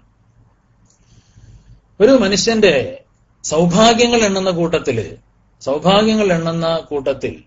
നബി സല്ലല്ലാഹു അലൈഹി വസല്ലം തങ്ങൾ പറയാണ്, സലാസു ഖിസാലിൻ മിൻ സആദത്തിൽ മർഇ അൽ ജാറുസ് സാലിഹ്, ഒരു മനുഷ്യന്റെ സൗഭാഗ്യത്തിൽപ്പെട്ടതാണ് നല്ല അയൽവാസി ഉണ്ടായിരിക്കുക എന്നുള്ളത്. വൽ മർക്കബുൽ ഹനി, നമുക്ക് ഇണങ്ങിയ ഒരു വാഹനം ഉണ്ടായിരിക്കുക എന്നുള്ളത്. അതേപോലെ വൽ മസ്കനുൽ വാസിഉ, നമുക്ക് സൗകര്യമുള്ള ഒരു വീട് ഉണ്ടായിരിക്കുക എന്നത്. നമുക്ക് സൗകര്യമുള്ള വീടുണ്ടായിരിക്കുക, നമ്മുടെ ആവശ്യത്തിനുള്ള വാഹനം ഉണ്ടായിരിക്കുക, നല്ല അയൽവാസി ഉണ്ടായിരിക്കുക, ഇതൊക്കെ ഒരു മനുഷ്യന്റെ സൗഭാഗ്യങ്ങളാണ്. അത് ഒത്തുവരാൻ പ്രയാസമാണ്. അപ്പൊ അത് എല്ലാവർക്കും ഒത്തുവന്നാൽ, ചിലർക്ക് ചിലതുണ്ടാവും, എല്ലാം ഒരാൾക്ക് ഉണ്ടായിക്കൊള്ളണമെന്നില്ല. ഇത് ഏതെങ്കിലും ഒന്നുണ്ടായാൽ ആ സൗഭാഗ്യം അവനുണ്ടായി. ഇതൊക്കെ സൗഭാഗ്യമായിട്ടാണ് നബി സല്ലല്ലാഹു അലൈഹി വസല്ലം തങ്ങള് എണ്ണിയത്. മഹാനായ അലി റളിയല്ലാഹു അൻഹു പറയാറുണ്ടായിരുന്നു, അൽ ജാർ ഖബ്ല അദ്ദാർ, നീ ഒരു സ്ഥലത്തേക്ക് താമസം മാറ്റുമ്പോ നീ ആദ്യമായി നോക്കേണ്ടത് ഏതാണ് വീട്, അതിനെത്ര റൂമുണ്ട് എന്നല്ല നോക്കേണ്ടത്, ആരാണ് അതിന്റെ അപ്പുറപ്പുറം താമസിക്കുന്നത്, അയൽവാസി ആരാണെന്നാണ് ആദ്യം നോക്കേണ്ടത് എന്ന് ആര് പറയാണ്? മഹാനായ ഇമാം അലി ഇബ്നു അബി ത്വാലിബ് റളിയല്ലാഹു അൻഹു പറയാണ്, അൽ ജാറു ഖബ്ല അദ്ദാർ, നമ്മള് വീട് താമസിക്കുന്നതിന്റെ മുന്നേ അല്ലെങ്കിൽ ഒരു സ്ഥലത്ത് പോകുന്നതിന്റെ മുന്നേ നമ്മൾ മനസ്സിലാക്കേണ്ടത് ആ പരിസരത്തുള്ള ആളുകളെ കുറിച്ചാണ്. എന്നിട്ടാണ് ആ സ്ഥലത്ത് വീട് മേടിക്കേണ്ടത് അല്ലെങ്കിൽ താമസിക്കേണ്ടത്. റഫീഖ് ഖബല തരീഖ്, അതുപോലെ ഒരു സ്ഥലത്തേക്ക് നമ്മൾ പോകുമ്പോ വഴി മനസ്സിലാക്കുന്നതിന്റെ മുന്നേ നമ്മള് കൂടെ ആരെ കൊണ്ടുപോകാൻ പറ്റും, എനിക്ക് എന്റെ യാത്രയിൽ ആരാണ് കൂടെ ഉണ്ടാവുക എന്ന് നമ്മൾ നോക്കണം. പഴയ കാലത്തൊക്കെ പ്രത്യേകിച്ചും ഒരു നല്ല കൂട്ടുകാരനെ കണ്ടെത്തിയിട്ട് വേണം വഴി അന്വേഷിക്കാൻ. എന്നതുപോലെ അയൽവാസിയെ മനസ്സിലാക്കിയിട്ട് വേണം വീടെടുക്കാൻ എന്ന് മഹാനായ അലി റളിയല്ലാഹു അൻഹു പറയുന്നു. يلومونني أن بعت بالرخص منزلي ولم يعلموا جارا هناك ينغص فقلت لهم كفوا الملامة فإنما بجيرانها تغلو الديار وترخص. ഒരാള് അയാളുടെ വീട് കുറഞ്ഞ വിലക്ക് വിറ്റ് കളഞ്ഞു. അപ്പൊ എല്ലാരും പറഞ്ഞു എന്ത് മനുഷ്യനാണ്, നല്ല വില കിട്ടുന്ന സാധനം ഈ കുറഞ്ഞ വിലക്ക് എന്തിനെ കൊടുത്തു എന്ന് ചോദിച്ചപ്പോ അയാൾ പറയാണ് എല്ലാരും എന്നെ ആക്ഷേപിക്കാണ്. അവർക്കറിയണ്ടേ ഒരു വീടിന്റെ വില എന്ന് പറയുന്നത് അയൽവാസികളെ നോക്കിയിട്ടാണ്. നല്ല അയൽവാസി, അപ്പുറപ്പുറമുള്ള വീട്ടുകാര്, നല്ല വീട്ടുകാര്, ഇങ്ങനെയൊക്കെ ആവുമ്പോ സ്വാഭാവികമായിട്ടും ആ സ്ഥലത്തിന് വില കൂടും. എന്നിട്ട് സ്ഥലം അങ്ങനെ തന്നെയാണല്ലോ. അതിന്റെ അപ്പുറപ്പുറമുള്ള സ്ഥലത്തിനൊക്കെ എന്താ റേറ്റ്, അതാണ് ഈ ഇതിന്റെ സ്വാഭാവികമായിട്ട്. സ്കൂൾ ഉണ്ടെങ്കിൽ, മദ്രസ ഉണ്ടെങ്കിൽ, ഹോസ്പിറ്റൽ ഉണ്ടെങ്കിൽ, അല്ലെങ്കിൽ മറ്റു സൗകര്യങ്ങൾ ഉണ്ടെങ്കിൽ സ്വാഭാവികമായിട്ട് പ്ലോട്ടിന് വില കൂടും. എന്നതുപോലെ തന്നെ മനുഷ്യന്മാരെ അവസ്ഥ. ഒരു വീട് അതിന്റെ പരിസരത്തുള്ള ആളുകൾ മാഷാ അല്ലാഹ് അതിന്റെ അപ്പുറത്ത് നമ്മളെ ഇന്നയാളാണ്, അതിന്റെ അപ്പുറത്ത് നമ്മളെ വേറെ ആളാണ്, ഇങ്ങനെയൊക്കെ നമ്മൾ പറയാറുണ്ട്. അതിനനുസരിച്ചാണ് ആ വീടിനൊരു വില കൈവരുന്നത്. ഇത് പണ്ടത്തെ കാലം മുതലേ ആളുകൾ ഉൾക്കൊണ്ടൊരു സത്യമാണ്. അപ്പോ അതുപോലെ തന്നെ ഒരാളെ സംബന്ധിച്ചിടത്തോളം ഏറ്റവും വലിയ നഷ്ടം അല്ലെങ്കിൽ ജീവിതത്തിന്റെ പ്രയാസം എന്ന് പറയുന്നത് 3 കാര്യങ്ങൾ ഉണ്ടായാൽ സംഭവിക്കുന്ന. ജീവിതത്തിന്റെ ഒരു സുഖം കിട്ടൂല, ഒരു കലങ്ങിയ മാതിരിയായിരിക്കും. ഖദറുൽ ആയിഷ ഫീ സലാത്ത്, ജീവിതം കലങ്ങിപ്പോവും, അല്ലെങ്കിൽ കുട്ടിച്ചോറാവും എന്നൊക്കെ പറയില്ലേ. ജീവിതം കുട്ടിച്ചോറാവും. എങ്ങനെ? ഖദറുൽ ആയിഷ ഫീ സലാത്തിൻ.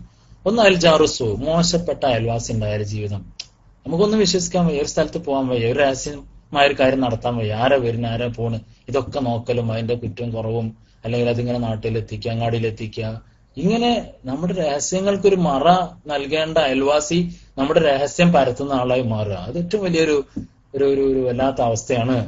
അതുപോലെ അൽ വലതുൽ ആഖു, നമ്മൾ പഠിച്ചു വളർത്തി നന്നായി വളർത്തി നമുക്ക് ഉപകാരമാവേണ്ട മകൻ നമുക്ക് ഉപദ്രവമായി തീരുക, അത് വല്ലാത്തൊരവസ്ഥയാണ്. അള്ളാഹു കാത്തുരക്ഷിക്കുമാറാകട്ടെ. വൽ മർഅത്തു സയ്യിഅത്തുൽ ഖുലുഖ്, അതുപോലെ ഭാര്യ, നമ്മൾ നല്ല ആള്, മക്കള് നല്ല ആള്, അയൽവാസികൾ നല്ല, പക്ഷെ നമ്മൾ പെണ്ണുങ്ങൾ പോരാ. സംസാരം കൊണ്ടും അല്ലെങ്കിൽ പല രീതിയിലും നമുക്ക് യാതൊരു പിന്തുണയും ഇല്ലാത്ത, നമുക്കൊരു ഉപദ്രവമായ രീതിയിൽ ദുസ്വഭാവിനിയായ ഒരു സ്ത്രീയാണ് നമ്മുടെ ഭാര്യയെങ്കിൽ അള്ളാഹു കാത്തുരക്ഷിക്കട്ടെ. അതും ജീവിതത്തിൽ അവസാനം വരെ അതൊരു കലക്കാണ്. മകനെ നമുക്ക് ഒഴിവാക്കാൻ വയ്യ, ഭാര്യനെ ഒഴിവാക്കാൻ പറ്റും, പക്ഷെ എന്നാൽ അതൊരു കലക്കാണ്. അതേപോലെ അയൽവാസി, നമ്മളായിട്ട് ഒരാൾ പറഞ്ഞുവിടാൻ നമുക്ക് പറ്റൂല. നമുക്ക് അത്രയും റിസ്ക് എടുത്തിട്ടൊക്കെ വേണമെങ്കിൽ മാറിപ്പോവാന്നല്ലാതെ ഒരു അയൽവാസി നമുക്ക് പറഞ്ഞുവിടാൻ പറ്റില്ല.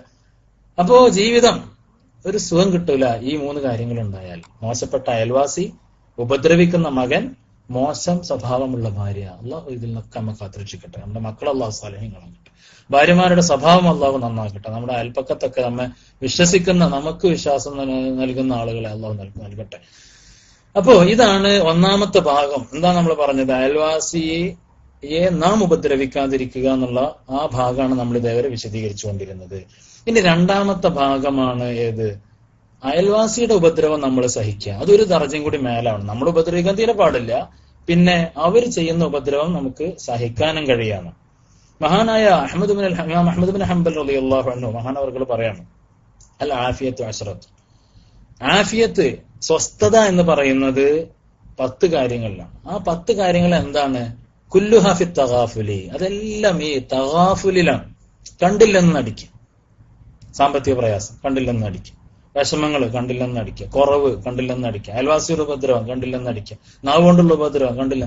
നമ്മൾ പലയിടത്തും ശ്രദ്ധ കൊടുക്കാതെ ഇരുന്നാൽ തന്നെ നമുക്ക് ഒരുപാട് ആശ്വാസം കിട്ടിയും. അതങ്ങനെയാണ്. ഈ വേണ്ടതിലും വേണ്ടാത്തതിനും തലയിടുന്ന ആളുകൾക്ക് ഒരു സ്വസ്ഥത ഉണ്ടാവില്ല. ടെക്സ്റ്റ് വായിച്ചു എഴുതാം. വേണ്ടതിലും വേണ്ടാത്തതിലും തലയിടുന്ന ആളുകൾക്ക് അയാൾക്ക് അതിനൊക്കെ പരിഹാരം കാണേണ്ടി വരും. പിന്നെ അടുത്ത സ്റ്റെപ്പ് എന്താണെന്ന് അറിയേണ്ടി വരും.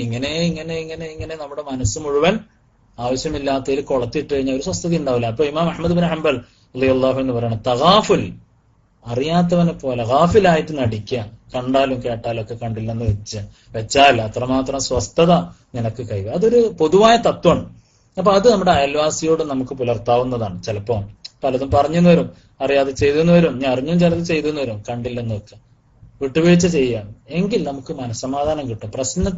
പ്രശ്നത്തിന് കൊണ്ട് തന്നെയാണ് നേരിട്ട് എന്താ അങ്ങനെ പറയാൻ, അപ്പൊ അതിന് തിരിച്ച് 2 പറഞ്ഞാൽ, എന്താ അങ്ങനെ ചെയ്യാൻ, തിരിച്ച് അതിന്റെ ഇരട്ടിയുള്ളൊന്ന് ചെയ്താൽ നമുക്ക് ചിലപ്പോൾ ഒരു ആശ്വാസം കിട്ടും അല്പനേരത്തേക്ക്. പക്ഷെ ആ ബന്ധം കലങ്ങിപ്പോയി.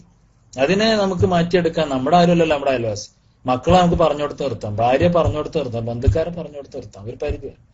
പക്ഷെ അയൽവാസിയെ നമുക്ക് നമ്മുടെ പരിധിക്ക് കീഴിൽ നിർത്താം. അവർ നമ്മുടെ ആരുമല്ല, അവരെ നമ്മ അനുസരിച്ചോളന്നില്ല, അനുസരിക്കുന്നവരുണ്ടാവും. അപ്പൊ അതുകൊണ്ട് കണ്ടില്ലെന്ന് നടിക്കുക എന്നുള്ളതാണ് ഏറ്റവും വലിയ പരിഹാരം എന്ന് ആര് പറയാണ്? മഹാനായ ഇമാം അഹ്മദ് ബിൻ ഹംബൽ റളിയല്ലാഹു അൻഹു പറയാണ്, ലൈസൽ ഗബിയ്യു ബിസയ്യിദിൻ ഫീ ഖൗമിഹി ലകിന്ന സയ്യിദ ഖൗമിഹിൽ മുതഗാബി. എന്താ? വിഡ്ഢി ഒരിക്കലും നേതാവാവില്ല, പക്ഷെ വിഡ്ഢിത്തം നടിക്കുന്നവന് നേതാവാൻ പറ്റുന്നതാണ്. സുബ്ഹാനല്ലാഹ്. വിഡ്ഢി ഒരിക്കലും നേതാവാവില്ല, പക്ഷെ ലകിന്ന സയ്യിദ ഖൗമിഹിൽ മുതഗാബി, ഗബിയായി നടിക്കാൻ, പൊട്ടനായിട്ട് കേട്ടില്ല കണ്ടില്ല എന്ന് വെച്ചാൽ പലപ്പോഴും നമുക്ക് നമ്മുടെ ഭാഗം ക്ലിയർ ആയിട്ട് ഇങ്ങനെ മുന്നോട്ട് പോകാൻ സാധിക്കും. നേതൃത്വത്തിൽ നിൽക്കുന്ന ആളുകൾക്കൊക്കെ അങ്ങനെ ഒരു കഴിവ് വേണം എന്നുകൂടിയാണ് ആ കവിത നമുക്ക് പഠിപ്പിക്കുന്നത്. നേതാവാകുമ്പോ ആരെന്തോ എന്ന് പറഞ്ഞാലും ശാഖയിൽ നിന്നൊരു പരാതി, മണ്ഡലത്തിൽ നിന്നൊരു പരാതി, അല്ലെങ്കിൽ സെക്രട്ടറി പരാതി, ഇതൊക്കെ ചെവി കൊടുത്ത് ഇയാൾക്ക് ഇതിനൊന്നല്ലേ നേരം ഉണ്ടാവുള്ളൂ. ചിലതൊക്കെ കണ്ടില്ല കേട്ടില്ല എന്തേലൊക്കെ സുഖിപ്പിച്ച് പറഞ്ഞയച്ചിട്ട് അതിനൊന്നും പരിഹരിക്കാതെ കുറെ കേട്ടില്ല എന്ന് വെക്കണം. കാരണം പലതും അസൂയയുടെ പേരില്, അല്ലെങ്കിൽ ശത്രുതയുടെ പേരില്, അല്ലെങ്കിൽ മറ്റു പല വ്യക്തിപരമായ കാര്യങ്ങളുടെ പേരിൽ വരുന്നതായിരിക്കും പലപ്പോഴും സംഘടനയിലും മറ്റൊക്കെയുള്ള പ്രശ്നങ്ങൾ. അപ്പൊ അതൊക്കെ കണ്ടില്ല കേട്ടില്ല. അല്ലെങ്കിൽ ഒരാളുടെ വ്യക്തിപരമായ, അയാൾ മധുരമാണെങ്കിൽ തന്നെ ചിലപ്പോൾ അയാൾക്ക് ക്ഷമിക്കാനും പൊറുക്കാനൊക്കെ ഉള്ള ഒരു സമയം കൊടുത്താൽ അയാൾ പൊറുക്കാൻ തയ്യാറായിരിക്കും. നമ്മൾ കേൾക്കാനിടല്ലാതെ തന്നെ അയാളെ വിളിപ്പിച്ച് ആകെ ആക്ഷനൊക്കെ എടുത്താൽ അത് അയാൾക്ക് തന്നെ തോന്നും പറയേണ്ടിയിരുന്നില്ല, അങ്ങനത്തെ ഘട്ടങ്ങളും വരും. അപ്പോ എപ്പോഴും നേതാവുമ്പോ കുറെയൊക്കെ കണ്ടില്ലെന്ന് നടിക്കണം എന്നുകൂടിയാണ് ഈ കവിത നമുക്ക് നൽകുന്ന പാഠം. മഹാനായ ഹസൻ അൽ ബസരി റളിയല്ലാഹു അൻഹു പറയാണ്, ലൈസ ഹുസ്നുൽ ജവാരി കഫുൽ അദാ അനിൽ ജാർ. നല്ല അയൽവാസി എന്ന് പറഞ്ഞാൽ അയൽവാസികളെ ഉപദ്രവിക്കാതിരിക്കാന്ന് മാത്രമല്ല, വലാകിന്ന ഹുസ്നൽ ജിവാരി അസ്സബ്റു അലൽ അദാ മിനൽ ജാർ. അയൽവാസി ഇങ്ങോട്ട് ചെയ്യുന്ന ഉപദ്രവങ്ങളെ കൂടി നമുക്ക് ക്ഷമിക്കാൻ കഴിയുമ്പോഴാണ് നമ്മൾ നല്ല അയൽവാസിയായി തീരുന്നത്. വൽകാദിമീനൽ ഗൈള വൽആഫീന അനിന്നാസ് വല്ലാഹു യുഹിബ്ബുൽ മുഹ്സിനീൻ. അല്ലേ? ദേഷ്യം പിടിച്ചു വെക്കുന്ന, ജനങ്ങൾക്ക് മാപ്പ് നൽകുന്ന, മറ്റുള്ളവർക്ക് നന്മയെ ഇഷ്ടപ്പെടുന്ന ആളുകളൊക്കെയാണ് അള്ളാഹ്ക്ക് ഇഷ്ടം. അപ്പൊ അതിൽ നമ്മൾ തീർച്ചയായിട്ടും ഉൾപ്പെടണം. അതിനെന്തുകൊണ്ടും അർഹനാണ് ആര്? നമ്മുടെ തൊട്ട് തന്നെ താമസിക്കുന്ന നമ്മുടെ അയൽവാസി. അപ്പോ ഇഹ്സാൻ എന്ന് പറഞ്ഞാൽ അതാണ്. ഇഹ്സാൻ എന്ന് പറഞ്ഞാൽ വെറും ഗുണം ചെയ്യൽ മാത്രമല്ല, ചിലപ്പോൾ നമ്മുടെ ഹക്ക് തന്നെ വേണം. നമുക്ക് തിരിച്ച് പറയാനുള്ള അവകാശമുണ്ട്, തിരിച്ച് ചെയ്യാനുള്ള അവകാശമുണ്ട്, പ്രതികരിക്കാനോ അല്ലെങ്കിൽ പ്രതികാരം വീട്ടാനൊക്കെ ഉള്ള അവകാശം ഉണ്ടെങ്കിൽ തൽക്കാലം അതിന് വേണ്ടാന്ന് വെക്കുക. അതാണ് ഈ പറഞ്ഞതുകൊണ്ടൊക്കെ ഉദ്ദേശിക്കുന്നത്. അള്ളാഹു 3 വിഭാഗം ആളുകളെ ഇഷ്ടപ്പെടുമെന്ന് മഹാനായ റസൂലുള്ളാഹി സ്വല്ലല്ലാഹു അലൈഹി വസല്ലം തങ്ങൾ പറയാം. 1, റജുലുൻ ലഹു ജാറുൻ സൂ ഫഹുവ യൂദീഹി വയസ്ബിറു അലാ അദാ. 1, നമുക്കൊരു മോശപ്പെട്ട അയൽവാസിയാണ് കിട്ടിയത് കഷ്ടകാലത്തിന്, അല്ലെ? അങ്ങനെ ഒരു അയൽവാസി നമുക്ക് വന്നുപെട്ട് നമ്മുടെ ആ അയൽവാസിയുടെ ഉപദ്രവത്തിന് ക്ഷമിച്ചാൽ അത്തരക്കാരെ അള്ളാഹുവിന് പ്രത്യേകം ഇഷ്ടമാണെന്ന് റസൂലുള്ളാഹി സ്വല്ലല്ലാഹു അലൈഹി വസല്ലം. ഫയക്ഫീഹില്ലാഹു ഇയ്യാഹു ബിതഹവ്വുലിൻ ഔ മൗത്തിൻ. നബി സല്ലല്ലാഹു അലൈഹി വസല്ലം തങ്ങൾ പറയാണ്, ആ ഉപദ്രവിക്കുന്ന അയൽവാസിയുടെ ഷർറിനെ അങ്ങനെ ക്ഷമിച്ചാൽ, പ്രതികരിച്ചാലല്ല, ക്ഷമിച്ചാൽ അള്ളാഹു എന്ത് ചെയ്യും? ഒന്നുകിൽ ആ മനുഷ്യനെ അവിടുന്ന് അള്ളാഹു മാറ്റും, അല്ലെങ്കിൽ ആ മനുഷ്യനെ അള്ളാഹു മരിപ്പിച്ചിട്ടെങ്കിലും ശല്യം ഒഴിവാക്കി തരും. സുബ്ഹാനല്ലാഹ്. നമ്മൾ ക്ഷമിച്ചു കഴിഞ്ഞാൽ ഒന്നുകിൽ ആ മനുഷ്യനെ അള്ളാഹു അവിടുന്ന് മാറ്റും, അല്ലെങ്കിൽ ആ മനുഷ്യനെ മരണം കൊണ്ട് അള്ളാഹു നിന്നിൽ നിന്ന് ഹത്താ യുഫർരിഖ ബൈനഹുമാ മൗത്തുൻ ഔ ലഅനുൻ, ഒന്നുകിൽ യാത്ര അവിടുന്ന് മാറിപ്പോവുക, അല്ലെങ്കിൽ മരിച്ചുകൊണ്ടെങ്കിലും ആ മനുഷ്യന്റെ ഷർറ് അള്ളാഹു നിനക്ക് ഒഴിവാക്കി തരും എന്ന്. പക്ഷെ കുറഞ്ഞ ആളുകൾക്കാണ് ഇങ്ങനെ ക്ഷമിക്കാനൊക്കെ കഴിയുക എന്നത് ഒരു യാഥാർത്ഥ്യം, അല്ലെ? ഇനി 3ാമത്തെ ഏറ്റവും അവസാനത്തെ ദറജ എന്ന് പറയുന്നത്, അപ്പോ മറ്റുള്ളവരെ ഉപദ്രവിക്കാതിരിക്കുക. നമ്മൾ ഉപദ്രവിക്കാതിരിക്കുക എന്നുള്ളത് 1ാമത്തെ അവസ്ഥ പറഞ്ഞു. 2ാമത്തത് മറ്റുള്ളവർ നമുക്ക് ഇങ്ങോട്ട് ചെയ്യുന്നതിനെ നമ്മൾ വിട്ടുകൊടുക്കുക, പ്രതികരിക്കാതിരിക്കുക എന്നാണ് നമ്മൾ പറഞ്ഞത്. അള്ളാഹുവിന്റെ അടുത്ത് അതിന്റെ പ്രതിഫലമൊക്കെ നമ്മൾ പ്രതീക്ഷിക്കും. 3ാമത്തെ അവസ്ഥ, അതാണ് ശരിക്ക് നമുക്കൊക്കെ വേണ്ടത്. ഇപ്പൊ ഇക്റാമുൽ ജാർ, ആദ്യം പറഞ്ഞ രണ്ടും തീർച്ചയായും വേണം. ഈ ക്ലാസ് കേൾക്കുന്ന ആളുകളൊക്കെ നല്ലതായിരിക്കുമല്ലോ എന്നുള്ളതിലാണ് ഞാൻ അങ്ങനെ പറഞ്ഞത്. അയൽവാസികളെ ഉപദ്രവിക്കുന്നവരാരും ഉണ്ടാവില്ല എന്ന് വിചാരിക്കണം. ഇനി ഉണ്ടെങ്കിൽ അതൊക്കെ വിലയിരുത്തണം. അതിനാണ് ഞാൻ ആദ്യം 3 ദറജയിലുണ്ട്. 3 ദറജയിൽ അയൽവാസികളുണ്ട്. 1ാമത്തെ ദറജ ഞാൻ പറഞ്ഞത് മുഅ്മിനായ ബന്ധുവായ അയൽവാസി. അവിടെ മുഅ്മിൻ എന്നുള്ള ആൾക്കുള്ള കടപ്പാടുണ്ട്, ബന്ധു എന്നുള്ള ആൾക്കുള്ള കടപ്പാടുണ്ട്, അയൽവാസി എന്നുള്ള കടപ്പാടുണ്ട്. ഇതൊക്കെ ഈ 3 ബന്ധം ഉണ്ടായിട്ടും അയൽവാസി എന്നുള്ള നിലക്കുള്ള, അല്ലെങ്കിൽ ബന്ധു എന്നുള്ള നിലക്കുള്ള, ഒന്നല്ല മുസ്ലിം എന്നുള്ള നിലക്കുള്ള പോലും ബന്ധം പാലിക്കാത്ത ആളുകളുണ്ടെങ്കിൽ അവരൊക്കെ തൗബ ചെയ്ത് മടങ്ങുകയും ആ ബന്ധങ്ങളൊക്കെ പുനഃസ്ഥാപിക്കുകയും വേണം. അത് അടിയന്തരമായിട്ട് ചെയ്യേണ്ട കാര്യമാണ്. അതേപോലെ മറ്റുള്ളവരെ ഉപദ്രവിക്കുന്ന സ്വഭാവം നിങ്ങൾക്കുണ്ടാവില്ല. നിങ്ങളുടെ മക്കൾ ചെയ്യുന്നുണ്ടെങ്കിൽ അത് ശ്രദ്ധിക്കേണ്ട ഉത്തരവാദിത്വം നിങ്ങൾക്കാണ്. ഭാര്യ ചെയ്യുന്നുണ്ടെങ്കിൽ നിങ്ങൾ വീട്ടിലേക്ക് വരുന്ന വാഹനങ്ങളിൽ വഴി, സ്കൂൾ വണ്ടികൾ, മറ്റു പലതും, നമ്മുടെ കാര്യം നടന്നാൽ മതി എന്ന് ചിന്തിക്കുന്ന ഒരുപാട് ആളുകൾ, വളരെ ആളുകളൊക്കെ സങ്കുചിതമായിട്ട് സ്വാർത്ഥന്മാരായിക്കൊണ്ടിരിക്കുന്ന കാലമാണ്. അപ്പൊ അതുകൊണ്ട് ഇതിനൊന്നും ഇസ്ലാമിലൊന്നും പറയാനില്ല എന്ന് ചിന്തിക്കരുത്. ഇസ്ലാമിൽ ഇതിലൊക്കെ വ്യക്തമായ കാഴ്ചപ്പാടുണ്ട്. വളരെ ഗുരുതരമായ പ്രശ്നമായിട്ടാണ് അയൽവാസികൾ തമ്മിലുള്ള പ്രശ്നത്തെ അള്ളാഹുവിന്റെ ദീനെ കാണുന്നത് എന്ന് നമ്മൾ പ്രത്യേകം അടിവരയിട്ട് മനസ്സിലാക്കുക. അപ്പൊ നമ്മളൊക്കെ മാന്യന്മാര് എന്ന് പരസ്പരം വിളിക്കാനും അറിയപ്പെടാനും ആഗ്രഹിക്കുന്ന ആളുകളാണ്. അപ്പൊ അതുകൊണ്ട് നമ്മൾ മൂന്നാമത്തെ ദറജ, അയൽവാസിയെ ബഹുമാനിക്കുക, അവന് ഗുണം ചെയ്യാം, ആ ഒരു സ്റ്റേജിലേക്ക് എത്തുക. അവനെ ഉപദ്രവിക്കാന്നല്ല, അവന്റെ ഉപദ്രവം ക്ഷമിക്കുക എന്നുള്ളതല്ല, മറിച്ച് അതിന്റെ മേലുള്ള ഒരു സ്റ്റെപ്പ് ഇക്റാമുൽ ജാർ, അയൽവാസിയെ ബഹുമാനിക്കുക, വൽ ഇഹ്സാനു ഇലൈഹി, അവന് ഗുണം ചെയ്യാം. ഇത് നമുക്ക് ഒരുപാട് മാർഗങ്ങളിലൂടെ ചെയ്യാൻ പറ്റും. അവനെ സ്നേഹിക്കുക, അടിസ്ഥാനപരമായിട്ട് വേണം. അവനോട് സ്നേഹം പ്രകടിപ്പിക്കുക. അതൊന്നാണ്. ഇങ്ങോലോടൊക്കെ സ്നേഹമാണല്ലോ, ആരാനോട് പറഞ്ഞ് ഇങ്ങോലോട് ഇഷ്ടമില്ല അങ്ങനൊക്കെ ചോദിക്കും ചിലപ്പോ. അത് പ്രകടിപ്പിക്കണം എന്നാണ്. തൊലാഖത്തുൽ വജ്ഹ്, മുഖപ്രസന്നത, അത് സദഖൻ. സലാം പറയല്, അത് വളരെ പുണ്യകരമായ കാര്യങ്ങളാണ്. ഹദിയ കൊടുക്കല് പുണ്യകരമായ കാര്യങ്ങളാണ്. അങ്ങനെ ഒരുപാട്, അല്ലെ? തൊലാഖത്തുൽ വജ്ഹ്. അവനെ രോഗിയായാല് സന്ദർശിക്കുക, അവിടെ ആരെങ്കിലും മരിച്ചാൽ അതിന് വേണ്ട കർമ്മങ്ങളൊക്കെ ചെയ്തു കൊടുക്കുക. ആരെങ്കിലും അവനെ വാക്കാലോ പ്രവർത്തിയാലോ മറ്റവനെ ഉപദ്രവിച്ചാൽ, അത് വാക്കുകൊണ്ടാവാം, സാമ്പത്തികമായിട്ടാവാം, മറ്റേതെങ്കിലും മേഖല അവൻ ആക്രമിക്കപ്പെടുന്ന ഏതെങ്കിലും സാഹചര്യം വന്നാൽ അവനെ സഹായിക്കേണ്ടത് ആദ്യമായിട്ട് നമ്മൾ അയൽവാസി എന്നുള്ള നിലക്ക് നമ്മളാണ്. അതേപോലെ അവൻ തെറ്റിലേക്ക് പോകുന്ന സാഹചര്യം കണ്ടാൽ നമ്മളാണ് ആദ്യം തടുക്കേണ്ടത്. അവരുടെ കാര്യം എന്നോട് പറയണ്ട, ആ വീട്ടിലെ പയ്യന്മാരൊന്നും ശരിയില്ല, ഇങ്ങനെയൊക്കെ പറയുന്ന ആളുകൾ നിങ്ങൾ കേട്ടിട്ടില്ലേ? അവരൊക്കെ പോക്കാണ്, അവരുടെ കാര്യം പറയാതിരിക്കാൻ നല്ലത്. ഇവന് ഇവന്റേതായിട്ടുള്ള രീതിയിൽ ഒരു റോളും ചെയ്തിട്ടുണ്ടാവില്ല. തൊട്ടടുത്ത വീട്ടിലെ പല അനാശാസ്യ കാര്യങ്ങൾ നടക്കുന്നത് ഇവൻക്കറിയാം, ഇവന്റെ ഭാര്യക്കറിയാം, അല്ലെങ്കിൽ അവന്റെ മക്കൾക്കറിയാം. പക്ഷെ ഇവന്റേതായ രീതിയിൽ സദാചാര പോലീസ് സമയമെന്നല്ല ഞാൻ പറഞ്ഞുകൊണ്ടിരുന്നത്. അയൽവാസി എന്നുള്ള എനിക്ക് അവനെ സ്നേഹിച്ച് അവരുടെ വീട്ടില്, അവരുടെ കാര്യങ്ങളില് ഒക്കെ നമ്മളും ഇടപെട്ട് നമ്മുടെ വാക്കിനും വിലയുള്ള ഒരു അവസ്ഥയിലേക്ക് ആ ബന്ധത്തെ നമുക്ക് വളർത്താൻ സാധിച്ചിട്ടില്ലെങ്കിൽ നമ്മൾ കുറ്റക്കാരനാണ്. അവനെ ദുൽമിൽ നിന്നും മാസിയത്തിൽ നിന്നും കഴിവിന്റെ പരമാവധി അവൻ തെറ്റി, അവൻ കള്ളുകുടിക്കുന്നവനാണ്, നമ്മൾ തടുക്കണം. അവൻ നാട്ടുകാർക്ക് പ്രശ്നം ഉണ്ടാക്കുന്നവനാണ്, നമ്മളായിട്ട് അവനെ പിന്തിരിപ്പിക്കണം. അതേപോലെ തന്നെ അവന് നല്ലത് ചെയ്തു കൊടുക്കണം, ഗുണം ചെയ്യണം. അവൻ പാവപ്പെട്ടവനാണെങ്കിൽ അവന്റെ ബുദ്ധിമുട്ടുകൾ നമ്മൾ കണ്ടറിയണം. ആവശ്യമുള്ള സമയത്ത് മോളുടെ കല്യാണമുണ്ട്, വീട് പണി നടന്നുകൊണ്ടിരിക്കുന്നുണ്ട്, അല്ലെങ്കിൽ മോന്റെ വിദ്യാഭ്യാസം, ഇതൊക്കെ നമുക്കറിയാം. നമ്മൾ വെറുതെ അന്വേഷിക്കും, കുട്ടികൾ എവിടെയാണ്, പൈസ ഇല്ലായിട്ട് ഇവന് ഡിഗ്രിക്കൊന്നും പോയില്ല, ഇവന്റെ വീട്ടിൽ എല്ലാ സൗകര്യങ്ങളും ഒക്കെ ഉണ്ടാവും. വെറുതെ അന്വേഷിച്ചെന്ന് മാത്രമായിട്ട് എന്ത് കാര്യം? കേവലം അന്വേഷണം കൊണ്ടൊന്നുമില്ല. സാധിക്കുമെങ്കിൽ ആ അന്വേഷണത്തിനൊരു ഔട്ട്പുട്ട് വേണം. എന്നാ ഇൻഷാ അല്ലാഹ് അടുത്ത മാസത്തെ ഫീസ് നിങ്ങൾ കൊടുത്തോളി, ബാക്കി നമുക്ക് ഇൻഷാ അല്ലാഹ് സൗകര്യം പോലെ അയച്ചുതരാം. എന്തെങ്കിലും പ്രവാസികളായി നമുക്കൊക്കെ ഇതിൽ ഒരുപാട് വലിയ വലിയ റോളുണ്ട്. നമ്മുടെ വീടിന്റെ ഓരോ പോക്കിലും മതിൽ കെട്ടുന്നു, പിറ്റത്തെ പോക്കിൽ നമ്മൾ പെയിന്റ് അടിക്കുന്നു, പിറ്റത്തെ പോക്കിൽ ഗേറ്റ് മാറ്റുന്നു, അതിന്റെ പിറ്റത്തെ പോക്കിൽ ഓടിന്റെ കളർ മാറ്റുന്നു. ഇങ്ങനെ കിട്ടുന്ന കാശ് എന്താ കാട്ടുണ്ടെന്ന് അറിയാതെ ചെലവഴിക്കുന്ന ഒരുപാട് മുതലാളിമാരുണ്ട്. അയൽവാസികളൊക്കെ ഒന്ന് നോക്കുക. അവരുടെ സങ്കടവും അവരുടെ നിലവാരവും ഒക്കെ നമ്മളൊന്ന് അറിയാൻ ശ്രമിച്ചാൽ നമ്മളൊക്കെ ചെലവഴിക്കുന്ന പല കാശും ശരിക്കും വലാ തുബദ്ദിർ തബ്ദീറ ഇന്നൽ മുബദ്ദിരീന കാനു ഇഖ്വാന ശയാത്തീൻ, ശൈത്താന്റെ കൂട്ടുകാരെന്ന് പറയുന്ന വിഭാഗത്തിൽ നമ്മൾ പെട്ടുപോകും നമ്മളെ വീടിന് തന്നെ പെയിന്റ് അടിച്ചാല്. അതൊക്കെ അവസരത്തിനും സാഹചര്യത്തിനും അനുസരിച്ചാണ് ഏതൊരു കാര്യം തീരുമാനിക്കപ്പെടുന്നത്. അപ്പോ അയൽവാസിയെ സഹായിക്കേണ്ടത്, അവന്റെ വിഷമങ്ങൾ കണ്ടറിയേണ്ടതൊക്കെ നമ്മുടെ സാമൂഹികമായ ഉത്തരവാദിത്തമാണെന്ന് അല്ലാഹുവിന്റെ ദീന് പഠിപ്പിക്കുകയാണ്. അതേപോലെ അവന് സന്തോഷമുണ്ടാവുന്ന കാര്യങ്ങൾ ചെയ്യണം. അവന് ഹദിയ കൊടുക്കുക. നമ്മൾ എന്തെങ്കിലും ഗൾഫിൽ നിന്ന് ചെല്ലുമ്പോൾ നമ്മുടെ വീട്ടിലേക്ക് കൊണ്ടുപോകുന്ന പോലെ അവിടുത്തെ മക്കളെയും അവിടുത്തെ സ്ത്രീകളെയും അവിടുത്തെ പ്രായമായ ആളുകൾ, നമ്മുടെ ഉപ്പാന്റെ സുഹൃത്തുക്കളെ, ഉമ്മാന്റെ സുഹൃത്തുക്കളെ ഒക്കെ നമ്മൾ കണ്ടറിയാം. ഒരു ചെറിയ ഹദിയക്കൊന്നും വലിയ കാശ് വരില്ല, പക്ഷേ അതുകൊണ്ടുണ്ടാകുന്ന വലിയ സ്നേഹം അല്ലെങ്കിൽ മനസ്സുകൾ തമ്മിൽ അടുപ്പം എന്ന് പറഞ്ഞാൽ അത് അനിർവചനീയമാണ്. അത് നിഷേധിക്കുമ്പോഴും അതുപോലെ തന്നെ അവർക്ക് വല്ലാത്ത നഷ്ടം.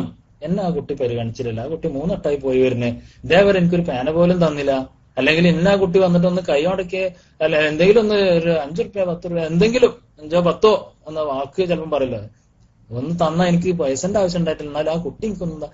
ഇങ്ങനെയൊക്കെ എന്റെ പല രീതിയിലും ആ വിഷയം നിങ്ങൾക്ക് ഉൾക്കൊള്ളാൻ കഴിയും. അപ്പൊ ഇങ്ങനെയൊക്കെ അയൽവാസികളെ കണ്ടറിയാതെ നമ്മളിങ്ങനെ വലിയ ചെരുപ്പിട്ടുകൊണ്ട് നാട്ടിൽ നടക്കുമ്പോൾ അയൽവാസികളുടെ അസൂയക്ക് മാത്രം കാരണമാവുന്നത് വളരെ മോശം.